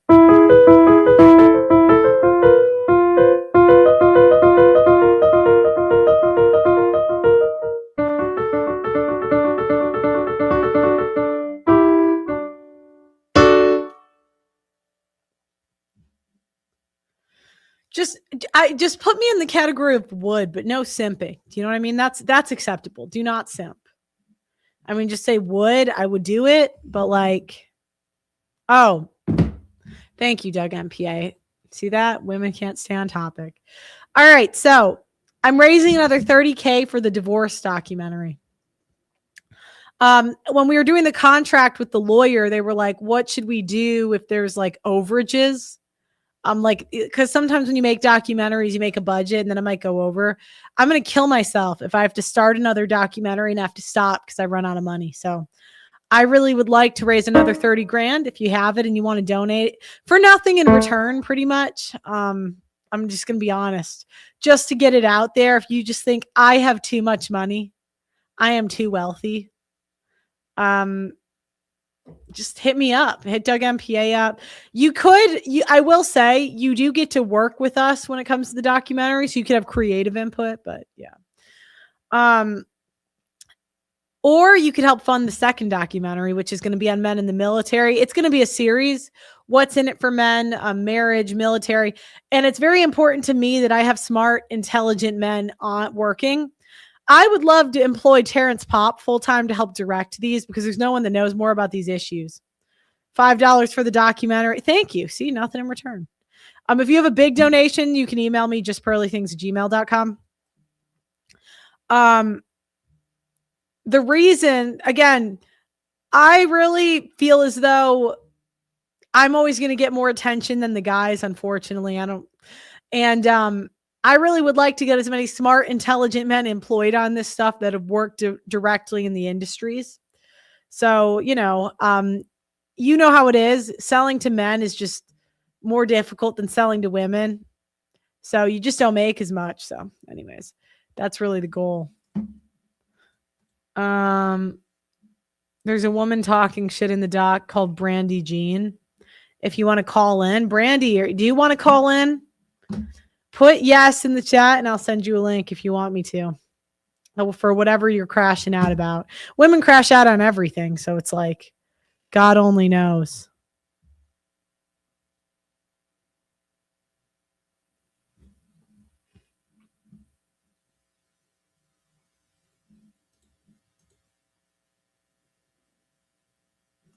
Brandy, are you going to call in?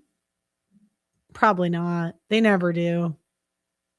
Camera on though. You got to say it to my face.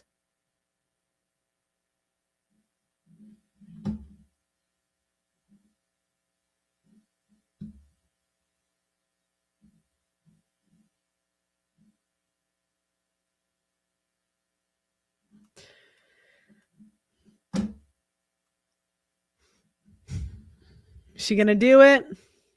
Probably not. But yeah, so that's what I'm doing with the documentary. There's a GoFundMe, justpearlythings@gmail.com.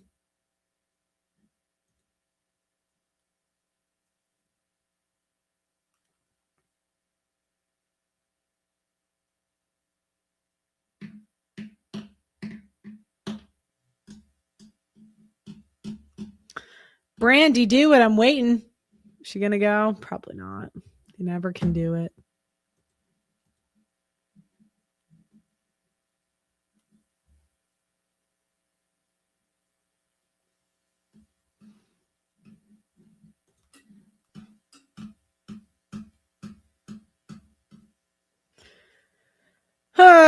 Women, am I right? There's so many men in the chat. It's only women that crash out. Women and simps.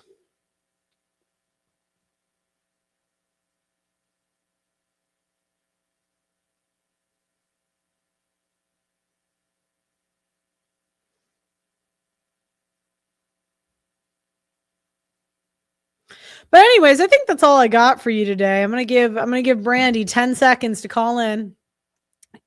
You got 10 seconds to say you want the link.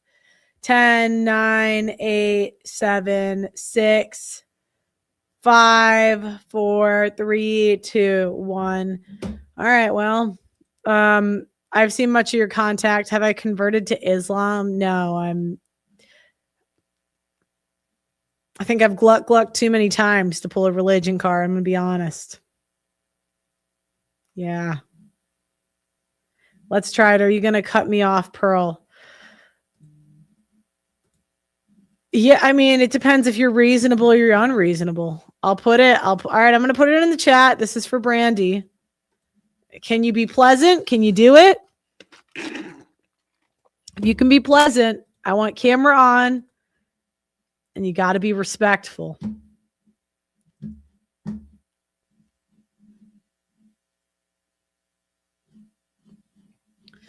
I'm going to send this to Doug here. You can put that there. All right, let's see. It's on the YouTube. The link that is for her, nobody else. I'm going to play the divorce documentary to give her time to call in. The trailer for it that we made. Oh no.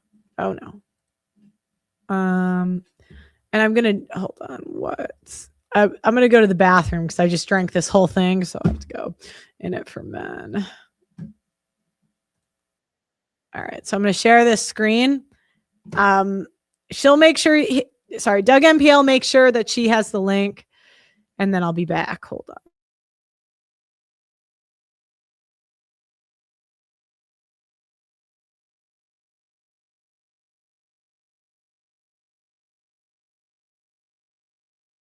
This clip going viral online of a dozen women being asked the following question: do we need men? Most answered very quickly, no. Because men are useless. I mean, this headline from The Hill, it caught my eye. Most young men are single. Most young women are not. Young men have fallen faster than any demographic in America over the last 40 years. It's a different world now. Like, we don't need men the way that they used to. Nobody needs men. The future is female. Men and women are drifting further apart, and society is crumbling because of it. A fascinating debate has broken out about the value of marriage. You've kind of got the trad con versus red pill thing. This men's rights crowd that sometimes just goes too far the other way. You need to stop acting like grown boys and infants and actually become men. Marriage is a bond, and it's a sacred bond. It's a machine designed to extract resources from you. Now, many of the red-pilled have taken the position that it's bad for men to get married.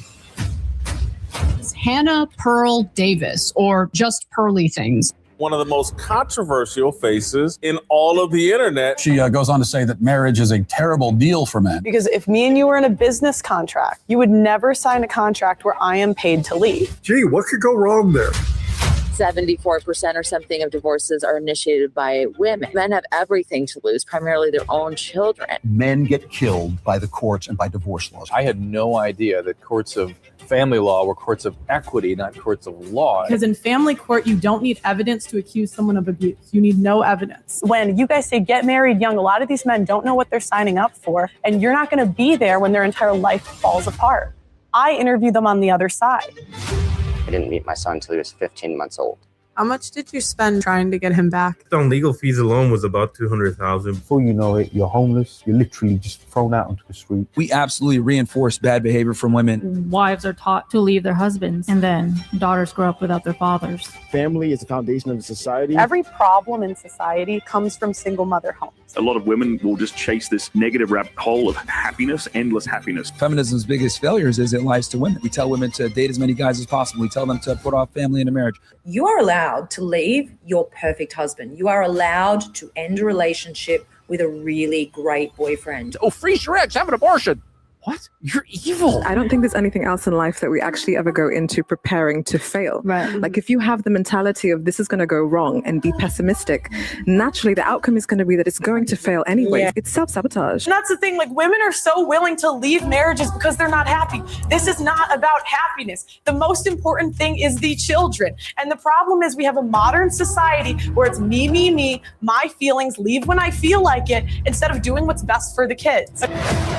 This myth that we live in an age of male privilege. Where's my male privilege? They think, well, men have all the rights. They have all the power. Privileged patriarchal system that we have. Why doesn't our society care about men's rights? I have no friends, no wife, and no social life. Men are alone in this situation. Men are homeless. Men are thinking about eating guns. I've seen so many men on the brink of suicide and they didn't do anything wrong. How are you equal if the men are the ones that have to fight and die to defend the country? The men are the ones that build and maintain all the infrastructure.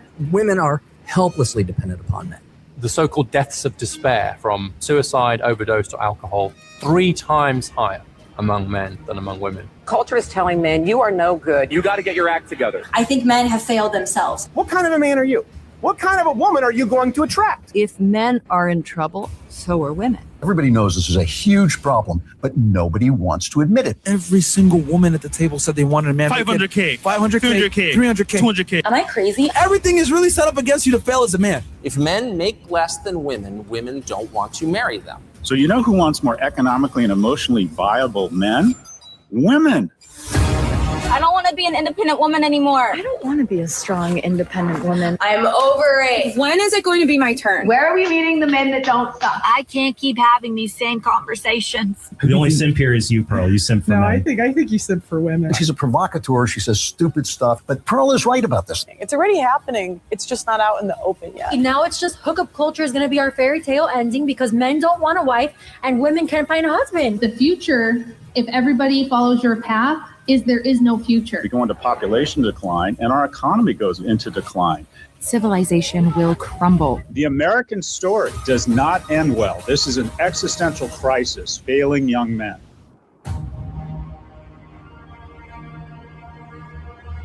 All right, guys. Do you need to sign back in? It's like women, right? I bet a guy could have figured it out. Yeah, if you want to come on, link's right there. What up, Doug MPA? Hey, how's it going? I'll give you I'm not gonna wait all day, I won't lie, Brandy. I got stuff to do. You got like 2 minutes. She was in there, but then she couldn't figure it out. It's yeah. The guys will stay. The women, sorry, Brandy, you just gotta step. Here's the thing about this. Okay, there she is. Guys, like the video, subscribe to the channel if you haven't already. Keep hitting the super chat button. Let's go. I'm gonna kick you out when I'll maybe bring you back up later. Camera on. What's going on, Brandy? Hi, camera is on. Nice. So what's your disagreement? Well, every time I watch you debate or just talk on the show in general, no amount of statistics, no amount of anyone, regardless of their experience, do you take them or the evidence presented at the word. You just kind of go off of, well, I've interviewed 1,000 304s or men, whoever, and so therefore. But the way I see that not balanced is your show naturally attracts those type of women to come in. Those were the women you wanted to talk to. So of course you're going to get those women that are out here just throwing it out both pants legs or trying to find a guy much maybe better than they deserve. And then you get men who tend to feel like they're always the victims because that's kind of just how the show is geared. So I think in a way your numbers, your sense of what's happening has to be somewhat skewed. Right. So how many women do I have to talk to till it counts? Well, that I don't know, but I've watched your show quite a bit. And I remember back when you were having these women on, they tended to all be a certain type of woman, you know, and that's just not what you see in mainstream America. Do you think it's only women, like that type of women? You don't think I interview people off camera, like in different areas? Oh, I'm sure you do. I'm sure you do. But there are actual studies and research also done on this, or just polls that for some reason you just can't seem to think that anybody else's evidence or experience is correct. Who funds the studies? Well, and that's a really good point. And there are various places that fund them. It's not like all men-hating places or women-hating places. You have institutes that fund these things. Buying decisions are made by women. Oh, the buying decisions? I would guess probably 75% or more. Not Right. guess, but just, yeah. What incentive do studies have to be honest? Well, not all studies are backed by, I'm not talking about things that are backed by Tyson Foods, or I'm talking about like maybe the Cato Institute or journals from psychiatrists, psychologists. Who are the journals funded by? I don't have them in front of me now, but Pearl, all of them are not funded in that. I've worked in law enforcement and the court system for 20 years. Okay. And I've seen a whole array of things. And I just think you tend to blame women for everything and accept that, well, and say women should just accept that men are going to be men. That's like boys will be boys. And I just don't think it's a fair shake. Well, actually, it's just not realistic. And when you were talking about the whole thing with alimony, I've heard you say that through a series of interviews. First of all, I can't remember which debater it was. No, it was the gentleman, Trent something. He first quoted that alimony was only paid in like 10 to 20% of divorces. He's correct. Like I said, I've done the whole, but if I go on a roller coaster with a 10% chance of dying, I don't really want to get on. Right, but here's what I'm trying to say. I don't know where you're reading, but women pay alimony too. I have been sitting in courts and seen men. There was just a case in the county I worked in where a chick had to pay, God, it was a big number to the guy, monthly alimony. Women have to pay child support. Now, I will say this. What percent? Old days, women did get the children more. And I don't think that was necessarily fair. I understand it years prior when women stayed home. Who pays more alimony, men or women? Oh, I would probably say men do, but you made it sound like it's automatic that women don't. Well, it's 97% of the time. So 97% of the 10%. Okay. So what we're saying is no, not a whole large set of people are getting alimony, period. But as far as custody, luckily North Carolina is moving towards, a lot of states have finally said, we're going to start with the presumption of 50-50 custody, that both parents are suitable, unless one of the parents just doesn't want to be primary, or one of the parents just can be proven to not be suitable. I want to start, but we can go into that, but we can start with the exception thing. Do you know how exhausting it is talking to a person that where I have to say not all every 5 minutes. We all know that exceptions don't make the rule, right? So if I say men pay alimony to women and that's a risk, and now I have to say, well, not every single man, like that's kind of an exhausting conversation. Well, it's also exhausting to hear you talk the alimony point constantly when 90% of divorces don't end in alimony and only 10% do. So it's kind of the same straw man. If you're part of the 10%, if you're part of the 10%, it matters. Like I've interviewed guys that they don't get to retire because their wife put them on alimony. And like, they get put on alimony at like 60 years old and now he doesn't get to retire. So, well, do you not think it matters to the women too? Well, why can't we have a conversation? When they have to pay it? Why can't we have a conversation about men's issues without bringing up women? Like, don't you see that's kind of self-centered? Where it's like, why can't we have a like all of the media is catered towards women. Like we talk about women's issues all the time, but it's kind of exhausting when I have to say not all every 5 minutes. And I am constantly having to, cater to women to not hurt their feelings. So I just don't. I get that, but it's just as exhausting again to hear you beat a drum on 10%, which by the way, includes 3% of women in that 10%, but to act like that, like it's first of all some huge thing that men have to do across the board, and that there aren't women in it. It's not that it's exhausting for you just to come at things from one side. So of course, people are going to debate the other side. Pearl, what do you expect? The equivalent of this is 100 men died from suicide. This is how it affected women. And it's kind of a joke. It's like whenever men have a problem, women just always make it about them. It's like, hey, this is an issue that affects it's a 97% male issue. That's pretty high. And then women said, what about me? And it just kind of shows how self-centered and egotistical women are. Because it's like, men even debate your points with you. Okay, you cannot overtalk me on my show. You can't. This is the rule. And again, it goes back to women always make it about themselves. So super sticker from here, $1.49. Go ahead. You are welcome to make your point now. Again, though, even men, not just women, men who debate you make these points. You want to put everything on the woman. And I don't know what to tell you except from 20 years of law enforcement and court experience. I know what I've seen. Like I've lived it with them. So when you want to talk about who's the better parent and you constantly want to say the men, I do think it was unfair that men were automatically not presumed to be, again, equal. I'm so glad states are moving away from that. Great. So then you see it's a problem. Why nag, right? That part was, I don't see, as far as the alimony, since, first of all, alimony is only given out again in very small circumstances. 10% is small. That's not small. I mean, if 10%, that means 10% of divorces, alimony is paid. 3%, you're saying, I'm going to double check that, but I'll take it back. 3% pay it, so that means 7% of the entire country's divorces result in alimony, and that's a big problem. That's not small. I mean, that's a lot of people if you do the math. Okay, well, let's do the math on abuse. That's a lot of men that are really enslaved to women just because they married them. That's well, no. What about because the women wanted a divorce because either the men were beating on them or cheating constantly? I've seen women come in so black and damn blue, and the men, there would be money, both of it, and suddenly accounts are frozen.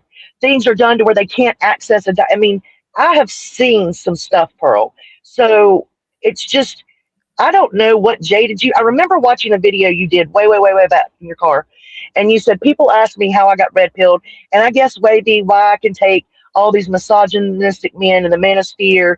Because see, I do watch you, but about the manosphere and the way they treat women and talk about women. And you actually said, you think it stemmed from when you were in high school and college or in playing volleyball, maybe you were just always, it was like you were bitter towards the pretty girls or the cute girls. You're like, I was just always the plan B or C. They'd go to all my attractive friends first, and then they'd come to me as a backup. And it's like, instead of turning you against the men who weren't choosing you first, you turned against the women who got chose first. You sure know a lot. You sure know a lot about me. That's crazy. You post videos for people to view. Oh. What do you mean? That's crazy. Why are you? What's the purpose of being here then? You've obviously put in a lot of energy and time into learning my points. Well, I've been watching you for a few years here and there, as much as I can. Why are you here? Because I'm just trying to figure out if something happened where you dislike your mother that much because you can tell you really like your father, or if you're just if it's insecurity in yourself, if it's something. But most of these women have not done anything. How many kids do you have? 3. And how old are they?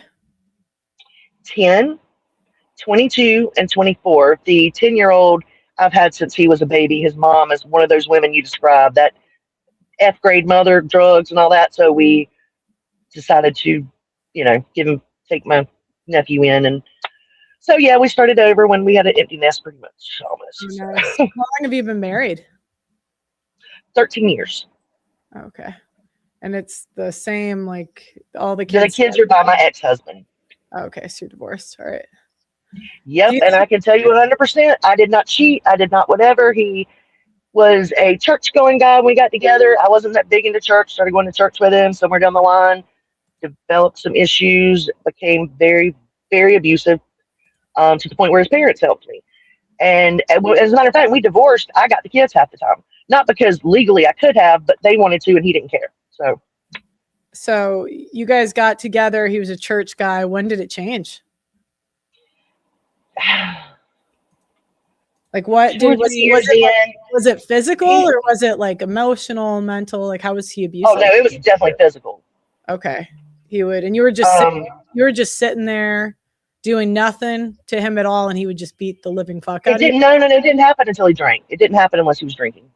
Okay, so he would just get drunk and then beat you up? Is that how it happened? It wasn't a constant, but it happened enough and it was serious enough and then it started happening in front of the kids. And that was one thing he at least would manage to wait until they were sleeping or they were spending the night at grandma's. And I'm like, I'm not going to let my girls, because, unfortunately their mom she was a stripper. She had left when they were babies too. So I was like the only mom they'd known.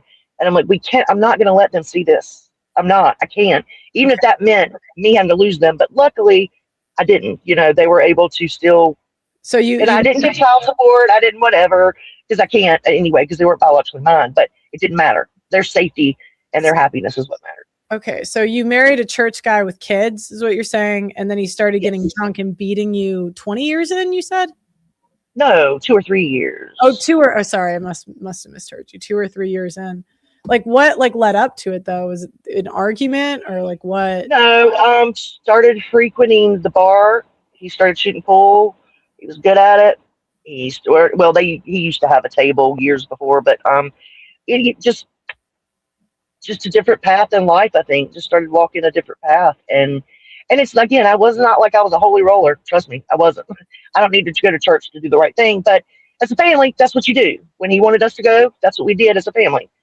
And I hate, but they're just, what I'm trying to say is it is not just women. And this whole thing about men being smarter, sure, there's lots of things they can do better than us, and lots of things they may be smarter, but women also have a set of skills that they can be better at and smarter at. And what would your ex-husband say? Like if I asked him, if I had him on the show, what would his side of the story be? Probably be the same if I could find old texts, which I would never show that. But he realizes, he realizes that his alcoholism got out of control. Yeah, I think that's what it was. He got 2 DUIs pretty close together, back to back, and yeah. But I'm talking more general though too. One day, Pearl, you're going to have a daughter, and I hear you speak so highly of your father. I don't hear you talk a lot about your mom, and and whenever you speak, like my dad's the best guy in the world. So I don't know if there's it's just her working and not whatever it was. I don't know, but maybe one day you'll have a daughter.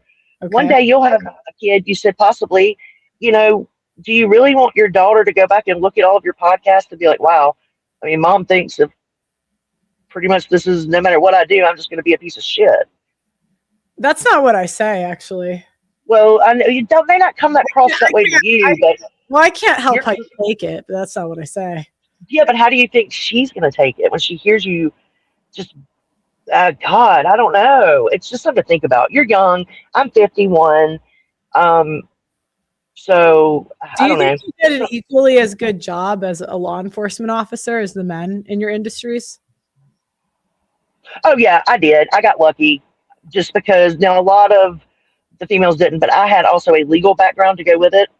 So I was able just to do other things that kind of rolled into something bigger. Um, but now I will say physically, yeah, most women, are they as strong as men? Absolutely not. Well, But when are you still working? no, I haven't been working the last couple of years. Well, I do work, but not, I went to work for my husband's business Were now. you like in the field? Yes, yeah. And I trained new recruits. I was a BLET instructor for 10 years, my Don't last 10 years. don't you think that's a little bit like delusional to think you could like do the equal job the men can do when you're not as strong? Well, no, I just said women aren't, not all women, but a lot of women aren't physically strong. But I also saw some of the guys we had working, and, you know, they couldn't have caught me if I hopped and ran away. They needed some better standards in terms of the physical whatever that they had. And I'm not trying to be out here going, look, I can do anything a man can do. I can't, but I can do stuff men can't do. It's like, or don't want to do for sure. Yeah, I respect your experience, but I don't think there's a world where women can do what men can do at all. If men Well, work, I didn't say, yeah. I admitted physically there is a big discrepancy. But again, one thing, and yes, I'm bragging a little bit because I was impressed. And again, this was when I first started teaching. BLET would have been 13, 14 years ago. I was in, because I was instructing, I was in my heels, my skirt, and my blazer rather than what I'd normally wear. And every break, they had to drop and give push ups and do whatever exercises they were told to do. And so I watched some of them and I'm going, you're doing a girl push up. And I got down there and dropped and did 20 quick, and they were like amazed. But no, some men, they have to be in shape too to be able to do that stuff. Okay, so what specifically do I say that just grinds your gears so much? Because you just seem investing a lot of energy into this, and you're giving me general stuff, but nothing really concrete. What do you mean?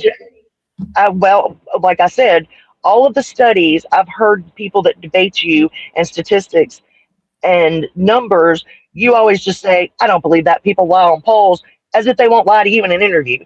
You're only willing to believe what you choose to believe by what you have seen in your limited worldview. Isn't that everybody? Well, no, actually, I've been taught to, especially doing what I do with legal and with people's lives. No, I look at what the experts have laid out, what the studies have shown, and that is what I go on. I mean, I can't just, and Well, especially then. You did that during COVID, and how did that go? What do you mean? Oh, well, okay. You're not going to find 100% perfect in anything, Pearl. We can find an outlier for tons of things. Right. But I mean, it's like what women and academia tend to do is they want to be in control of what you think. And so they want to say, oh, trust the experts, trust the studies. And then when I say, well, that's not always accurate, I got to go with what I see. And that goes personally and professionally.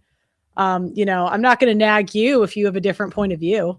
That's fine. Well, there's just a lot of people that have, well, no, and that was another thing. When you did the Anna debate, I'm not a huge fan of hers. I'll be honest. I think she can be condescending.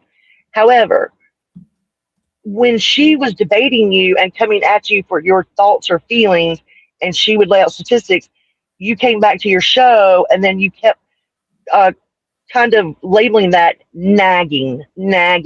Y'all were doing a debate. She was doing what she was supposed to do. I think women are so used to nagging, you don't even notice it. Okay, but in a debate, Pearl, what was she supposed to do? Well, you're not supposed to go below the belt, actually. There's supposed to be rules for a debate. There really wasn't. You're not supposed to call people bitches in debates. You're not supposed to go personal. There's a lot of rules you're actually supposed to have. She didn't follow any of them. I wanted to submit studies ahead of time. She didn't want to do it. So what am I supposed to do if I can't remember the exact name on the spot? I'm bad with names. Oh yeah, I mean that's I suck with names. I said beforehand I wanted to submit the studies ahead of time. They said basically she's so they didn't call her a bitch, but I'm going to. She's so bitchy that they didn't want her to back out by like asking her to do more. And I think we've all been around like bitchy women where everyone's kind of afraid to piss them off. So oh no, I mean I'm more like a dude than a woman. I could tell you. I prefer guy friends. If you're screaming at me, I did kind of freeze up. That was embarrassing, but she was screaming at me, you know, insulting me, talking about my mother, my personal life, when it's like we can't. I'm totally willing in a debate. When I do my show, it's going to be a mix of studies and like what I've seen and stories I've seen both personally and publicly. But in a debate, I'm totally willing to do studies, but I have to get them ahead of time so I can read yours and you can read mine, right? Oh yeah, that does make sense. And she didn't want to do it, so it was I was kind of fucked. And I think it's kind of I'm bad with names. That's my Achilles heel. So I can always get people to study if they really. We're working on a website now, so in the future I can just say here's the website and everything's going to be linked. But sometimes I just can't do it on the spot. Especially if you looked at the prompt, it was so broad that it's very difficult to know what topics you're going to hit. Sometimes I just can't remember the name. Like it's just been a year since I quoted it, you know? Well, if you think she shrieked at you, you should watch her with her partner, Jink. Oh, they shriek. TYC. Yeah, but they want you to believe studies because then they'll be unemployed. If you do my job, you find that the people that know the most actually work in the field. So.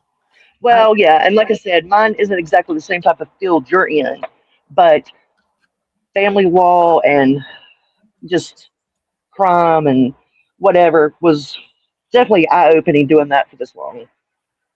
Yeah. But thank you for taking the time to talk. I don't know why your guy wanted to make it seem combative. I didn't. Well, I think you're more combative than you think. Most women are. So. I don't think I have been combative at all, really, during this little thing. It's weird. Anybody that disagrees with you, though, you seem to, I don't know, you label us nagging and combative, and it just seems to negate the whole purpose of your field. If people didn't debate and have opinions, you would be out of a job. I have one question for you, if you don't mind me asking. Yes, sir. So the new guy that you're with, your children aren't his. They come from a different guy, right? The two oldest ones. Okay. They're not my biologically. So now you're not working, and he's paying everything, and he's taking care of you, right? No. You'd misheard me. None of my kids are mine biologically. I was unable to have children. The man I married had two small children, one in diapers still. The mom, she just left. She was a stripper. Okay. So, I understand. But let me get back to it. So the guy you're with right now, the guy you're with right now isn't the father to any of those children. I'm not the mother to any of them. But he's not biologically related to any of them. And also, so you're not working, right? So that means that he's paying for everything, right?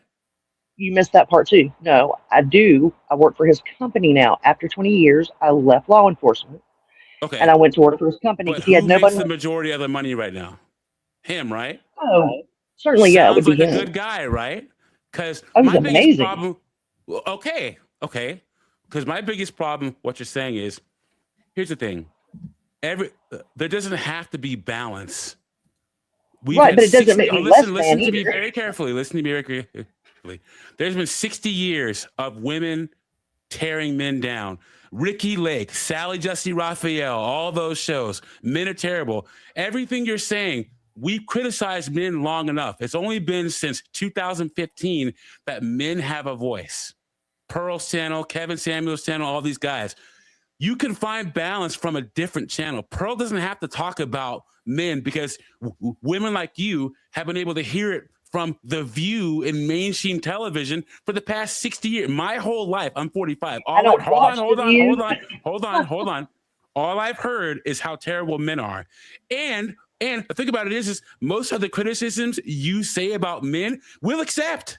We'll say, you know what, men are terrible. Wait. But You haven't heard me. You have not heard me put men down. I'm defending. yeah, You said this whole I'm time you have. defending women. No, me defending women does not mean I'm putting men down, honey. You were That's putting not. them down earlier. Both You can were be saying how true. terrible men are and what you've seen in law enforcement and all that stuff. Yes, I have seen some And terrible you men. have I've a seen good some terrible husband and you women. have children, but you hate men. Why? But hate men. Oh Yes. wow, you have really got over your skis. No. I've been listening to you the whole time, and I I have saw not you in the said chat. anything about hating men. Where? Tell me one thing I said that indicated I hated men. You literally Even said remotely close. Yeah, you you're did. talking about you're talking about Where? you were talking about Where? your experience in law Oh, yeah. enforcement and painting men as abusers and all Where the did I stuff that paint happened them? to women. I said I was in an abusive relationship. I said I saw lots of abuse in the court system in relationships. So no, no, no, never anywhere. Go back, find it on the film, find it in the chat. The You way are that you've been talking totally, about men in the totally putting chat words in my and mouth. now, Wait, I never you're said coming anything about men off in the chat. Never you're said coming anything off about men as in the chat. misandrist. And if you hate men, that's fine. I'm gonna mute her so you can finish, and then she can go. You gotta let him finish, and then you can go. Go ahead. What Don't I'm put saying words in my is mouth. Okay, you gotta let him finish. This is what I'm saying is this. You found yourself a good guy. I tell guys to stay away from women and law enforcement, but you found a good guy to marry you and help you support kids that aren't his. Sounds like there are good men out there. How about you talk about that? How about you talk about the good men in your life who stepped up to take care of you, hire you for his business? How about you talk about that? You want Pearl to have balance? Why don't you have balance? How about that? This whole time you haven't talked about the Do I get good to men in your answer? life. yeah. You I can. think I bragged several times about my husband to Pearl. I don't know where in the chat you must have mistaken me for someone else. I I read didn't you the whole mention time. men. I did not mention men in the chat. I did not say anything derogatory about men. Go back and find it because I didn't. Second of all, you are the one now coming at me with some boy. I admitted my old man is a great man. None of these children are biologically mine. By the way, I also helped raise his four that were biologically his. I also made more money than him the first half of our relationship Of because he course you did. started a company on his own. I also provided health insurance for our entire family through my job that he didn't have. This was a joint venture between us.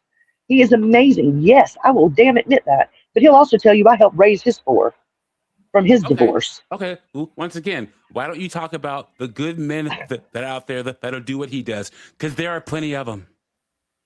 Okay, again, I wasn't bashing men. I was defending women on some of her points. Again, if you can go back and find anywhere where I said negative things Right, but if you in heard what he general about said, men, his point is that the media has been dominated for 60 years with women complaining.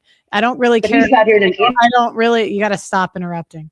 I don't really care if you didn't watch The View. It doesn't matter. The media was out there. So now it's like there's 5 channels for women and you have to come say, oh, you guys are talking too badly about women. It's like there's like 5 channels. I got kicked off for There's 2 5 years. channels defending men, and she has a problem with this one. It's crazy. I'm not the only one that she has dealt with. Just about everybody she deals with also thinks there's more nuance than what Pearl gives it.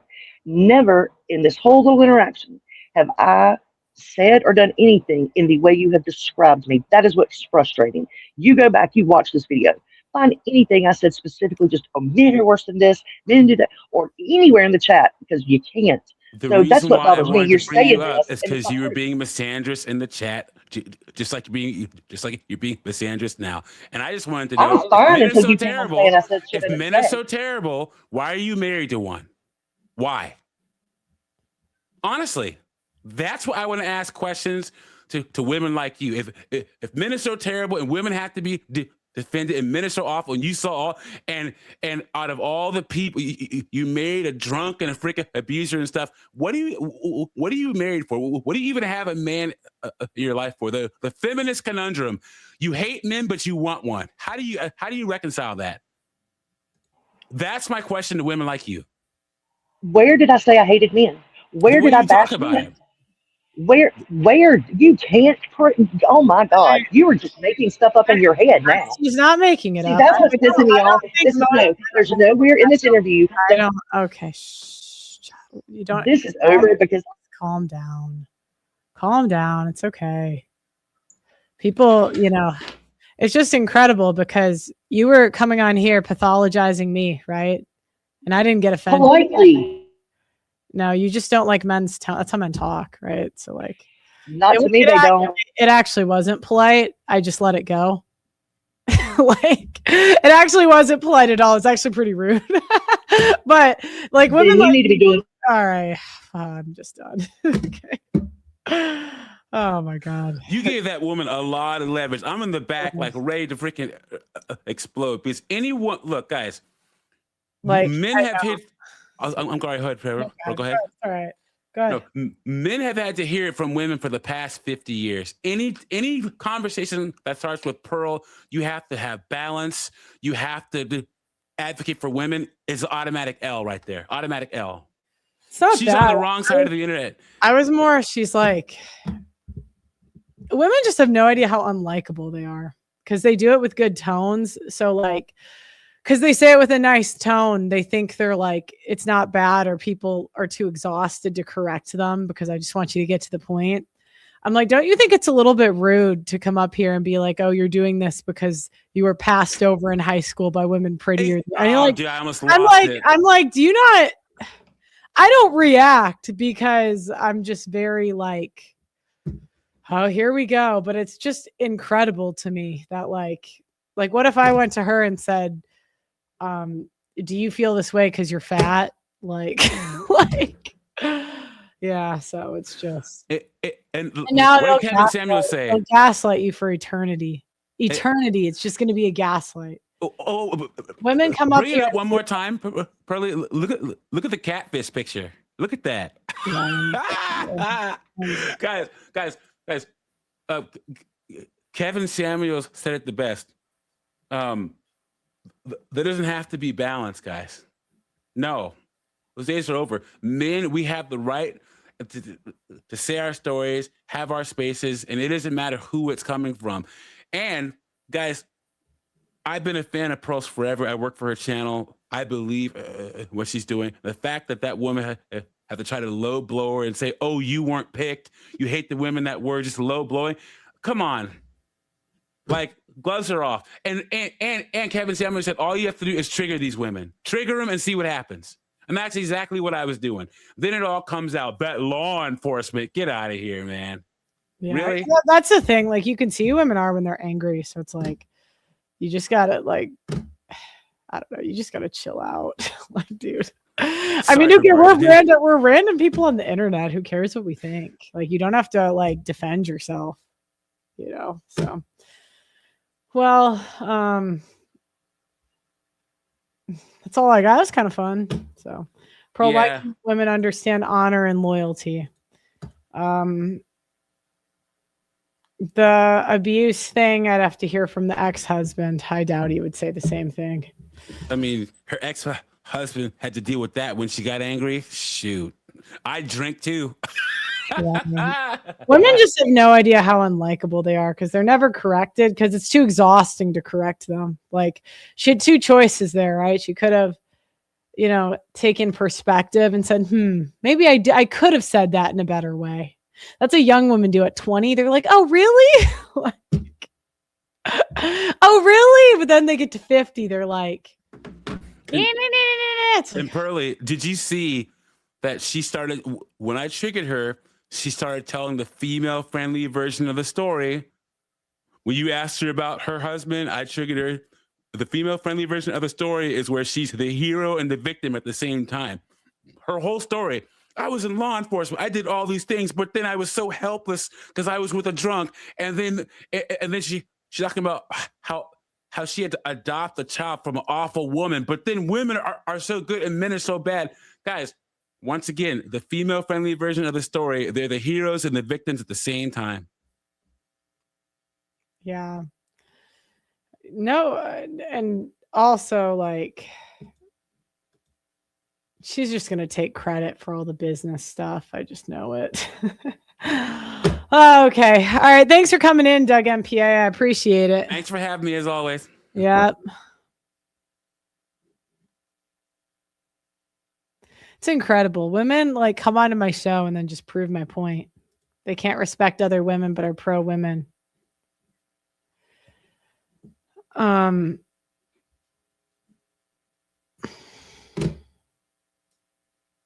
It's difficult. Look, I get it. Like, I mean, you think I've never seen these realizations in me? I always try to say I don't have an ego in this. I'm not claiming I'm like special or perfect. Like, there's things that like, I learn all the time that men find offensive, right? It's hard because, you're raised in this society, but like women like her, they get to this old age and it's cooked because there's no self-reflection. So, and I think that's why men feel bad because, do you know what I mean? Like, I think that's why men feel bad because they know a lot of times it's well-meaning. I didn't really get the energy that it wasn't like well-meaning. But yeah. Why don't I stream on Kick? They don't pay me. She's talking about be abused, but she kept interrupting you and Doug wouldn't let you finish. Isn't that a form of abuse? Yeah, I know.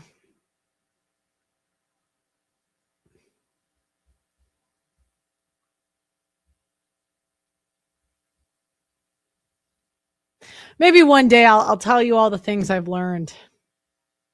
I'll tell you things that I realize that I do.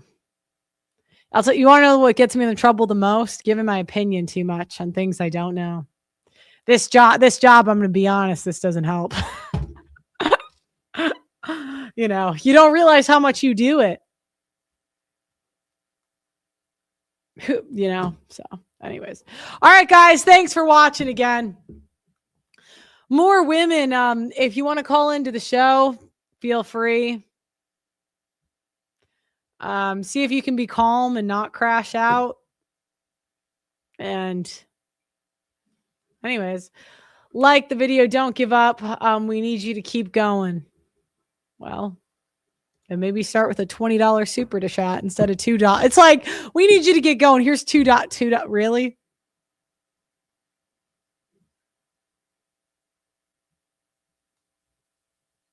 Really? I mean, I don't want to sound ungrateful here, but we need you to keep going. Here's $2. Like, you obviously don't need me that bad because you gave me $2. Respectfully. Like, respect, and I'm not trying to sound ungrateful. You guys work hard for your money. But like, do you know, like, not 10? If you like, you said need, I got to pay like 2 employees. I will never get 20 again. That was a mistake. So.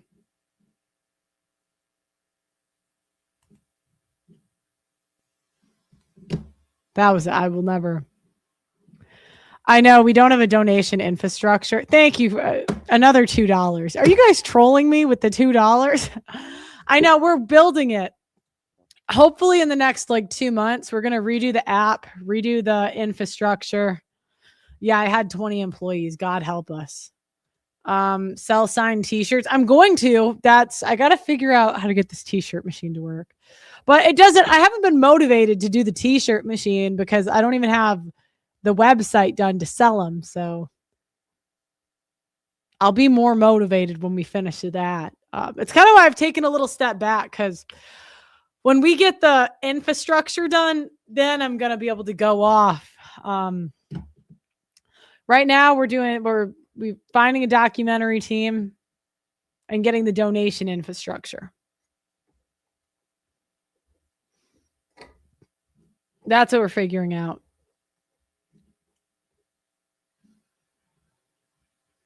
There was a girl in the chat that said, I want Pearl to teach me how to talk to men. You should pose all the questions you want to ask me. You got to get on dates and get in the door where you see a guy multiple times, okay? I don't know who you got to bang to do it. You're going to have to put out, right? You can't just sit in your apartment. You got to go on dates. Give yourself 2 or 3 dates to bang them. And if you don't want to bang them by the 3rd date, move on. Maybe 2 dates, whatever you're going to cap it at. And then all of the things you want to learn, just ask the guy you're dating. You just say, hey, do I ever talk with like men love being asked their advice. It could even be a casual fling, right? Men love training you. So I don't remember you. I'm going to be honest. The women give me attitude all the time. So what time did you have attitude? I don't know. This is like women are women. I mean, even if let's say, yeah, so like the best place to get trained is asking the man. Yeah, that's the best place, but it depends if you have a man that you're interested in. Yeah, you have a brother. Well, the brothers are simps a lot. So ideally you want to get a guy that's out of your league. Because it can't be a sexless guy. He's got to be banging at least one other girl, so he won't treat you special. 149. Thank you for the super chat. All right. $5 supers. But your brother probably, it depends if he's a simp or not. Only you can know the answer to that. But yeah, the men know more than me on how to talk to them. No, that's the worst advice. Be nice and quiet, because there's ways that you speak that you don't know are really annoying to guys. You don't even know.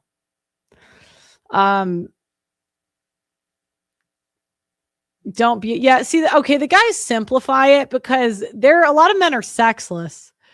So to them, it's like simple, and a lot of times men can't articulate why you're so unlikable. They just are like, I'm not feeling it. And they can't really articulate it. Here's the $2. You guys are trolling.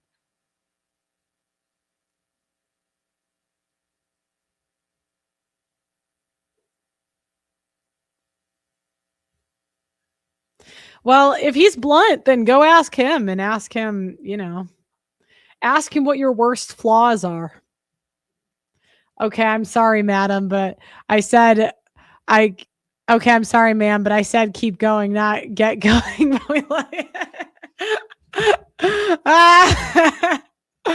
You need to stay strong, keep fighting. What would the internet be like without Pearly's thing? Somebody's got to fight these trad cons. I know. Take my $2. Okay, I think you guys are trolling me with the $2, but all right. Dozen red roses. Happy Valentine's Day, new followers. I'll tell you things that I've done that are annoying. Don't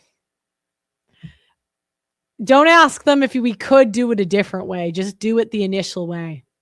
They take that as arguing. I know we don't think of it as arguing. We're just like, well, what about this way or that way? They find it really annoying. Giving your opinion, yeah, they find that annoying. The older I get, the less I give an F about women. How does a woman benefit my peace? Who cares? It's economic suicide. LOL.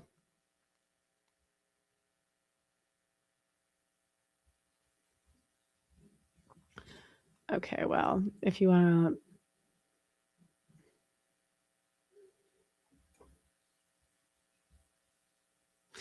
to... you want to get in the habit of making yourself breakfast and dinner every day. It depends if you know how to cook, but if you weren't, you want to have like 3 easy meals that are high protein and healthy that you know how to cook for breakfast and dinner. Because you're going to be really awkward cooking for him in his kitchen. If you don't know your way, it's going to be embarrassing for you. So you just want to have those ready to go.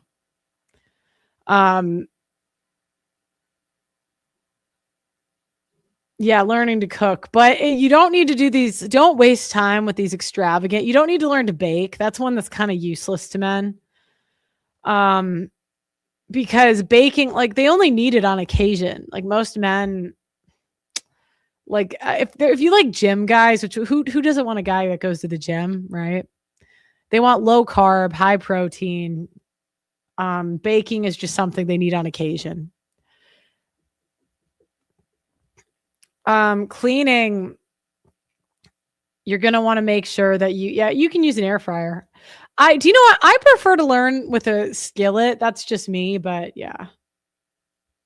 But you want to get in the habit of like, men appreciate structure. So the less structure they have to like correct, the better. So you don't want to be like staying up till 3 a.m. You don't want to be like, Yeah, cleaned my bathroom today. In terms of cleaning, what helped me, because I'm like a messy person. If you're messy, you probably have too much stuff and you buy too much stuff. Dirty, you have to learn to clean by structure. So like it's like basically it's like glass. It's disinfectants, glass cleaner, and like water and soap essentially. And it's those three cleaning structures, I don't know, like by material cover pretty much everything.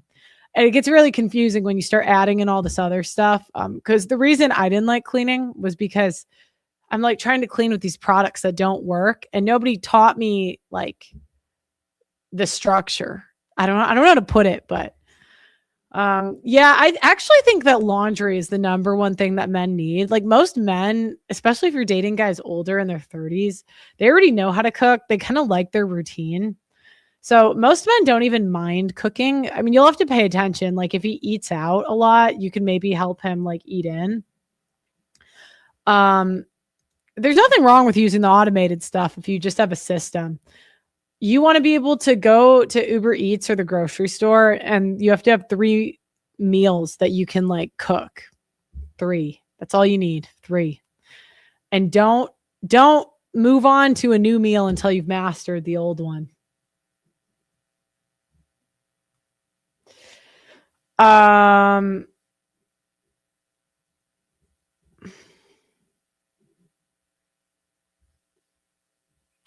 You want to make sure you look at if you go to his kitchen and it's different pans, sometimes the pans change the temperature that you cook things at, and you don't want to burn everything, so just look at the pans.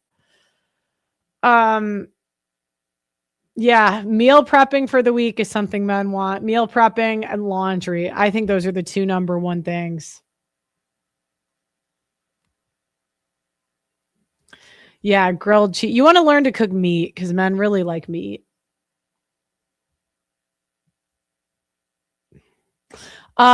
If you want to meet men in real life, the time of day, you go out, like if you go to let's say you want to meet men at a coffee shop, and you can ask the baristas by you, like what industries or what times of day.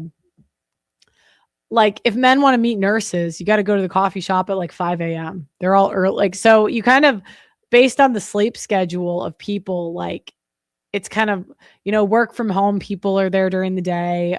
Finance are there like typical 9 to 5, maybe like, I think if they work late, it'll be at 7 or 8. I would do a show with Anton Daniels.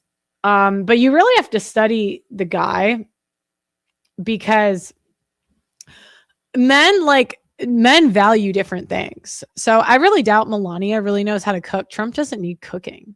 Do you know what I mean? Like he doesn't need that. He needs a girl that looks really good. That's important to him.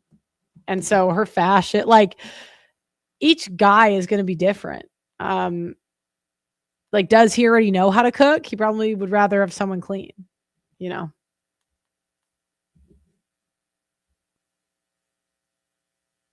Men tend to go to cheaper places. So a lot of times women go to meet men in places that women like to go, like dance places. You want to go to the dive bar near you. There's going to be more men. Golf courses, there's going to be more men. A lot of times women will go to nice restaurants, but only men will go to steakhouses because it's high protein. They aren't going to go to Italian restaurants. But really, I mean, I would just download a dating app. I mean, In the Wild is going to take you so long.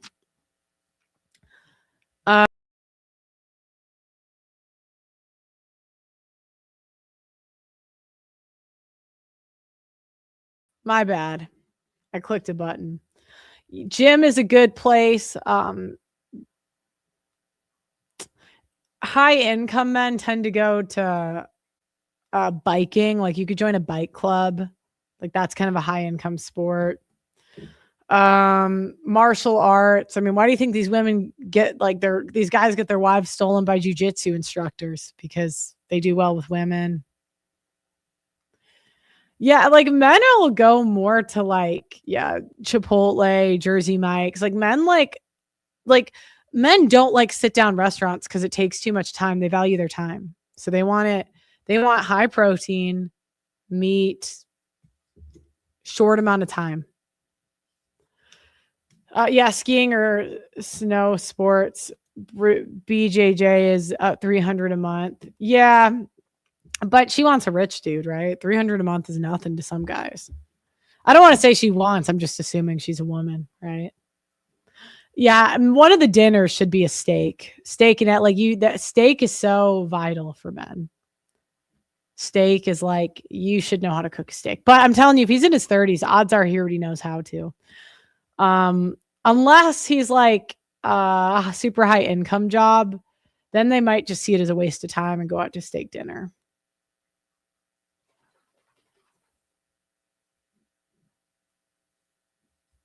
Steak, burger. Like if I was going to pick 3 man meals, steak, burgers, some sort of like chicken wings. Breakfast, beef stew, I guess. Okay. Tacos is another one.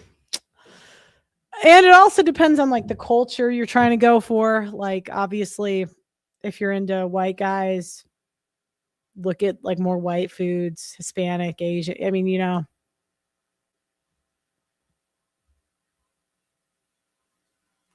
Yeah, chicken breasts. I think chicken breasts are the hardest to cook too.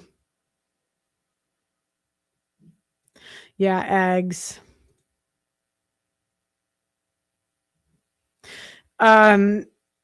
You want to look for guys that can correct you, that have the balls to correct you. You don't want to be with a simp. Willing to teach you.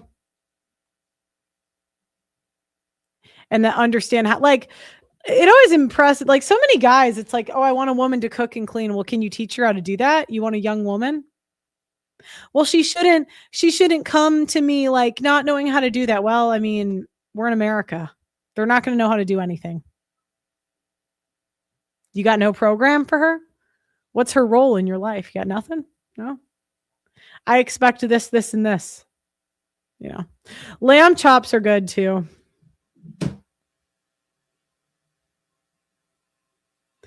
Yeah, I mean, you're supposed to be the leader, so like, if you date a 30-year-old woman, I could understand why you'd expect her to be ready to go. But if you want a 20-year-old woman, my wife hates me correcting her. Well, you picked the wrong wife. I mean, that's you're supposed to pick for.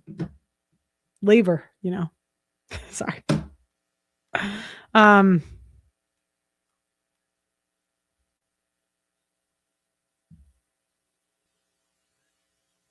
if you ask the men around you, they've probably figured out a better way to do things. So like, I mean, honestly, your brother, ask him how, like, and men love teaching you. So if you like a guy, you just got to ask him how to teach you something. They love teaching you things. Oh, I can't do this. How do I do that?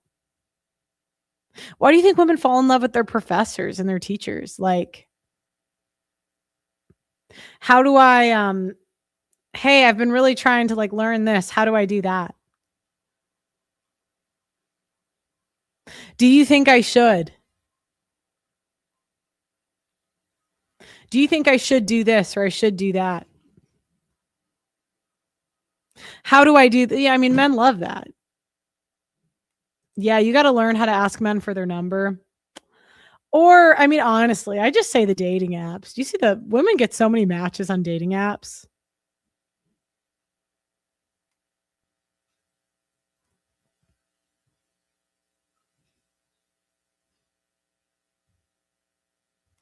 And look, if you weren't raised to be a wife, I mean, you're going to get rejected. I hate to say it, but you can't really be too worried. Look, you can't.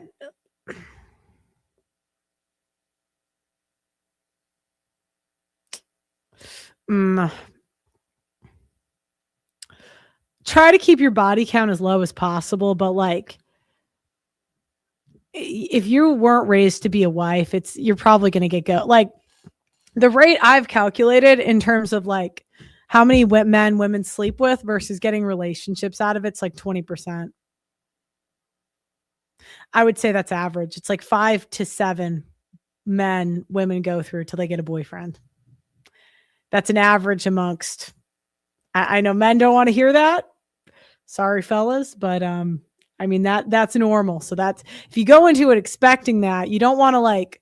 Men hate feeling like obligated to date you just because they smashed. They don't like that kind of pressure. They don't like it. I mean, only men with no choice. They want to be able to like pick on their own time. I know. They're like, gross. Well, do you want me to talk about the modern dating market? Look, because women are always going to go out of their league and they're young, right? I'm not going to tell a woman not to go out of her league because like every woman's going to do it. So like, it's just water is wet, the sky is blue. I mean, that's like me saying,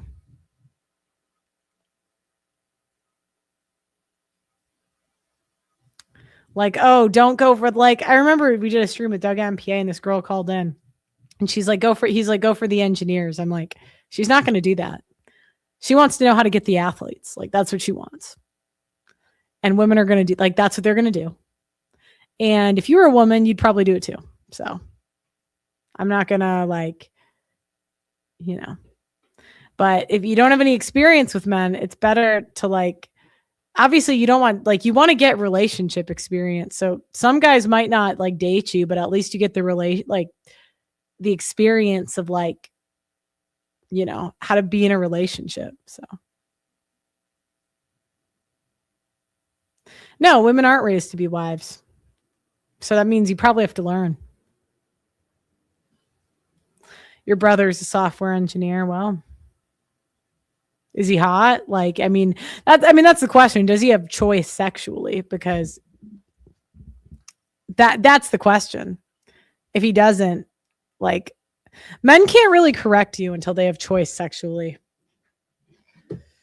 They just won't. It's like they operate in sexual scarcity. They just won't.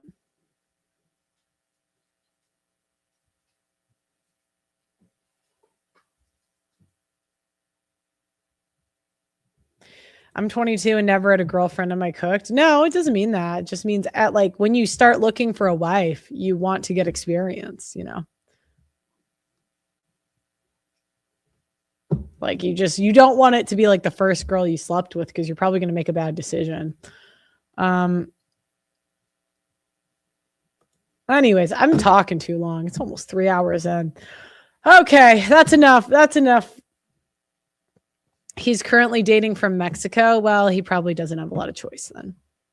And I'm just being honest because like unless he's can get a rotation in his city, he probably has problems.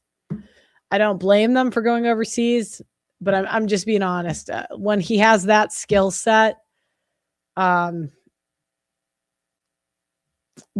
like you can say he knows what he's doing, but if he can't, then so. All right, guys. And who knows, the rotation could be ugly, right? It could be old, it could be whatever, but he should know how to do it. If he can't do it, then well, he's just not winning in the dating market. It's okay. Like sometimes you lose, right? But you got to objectively lose, right?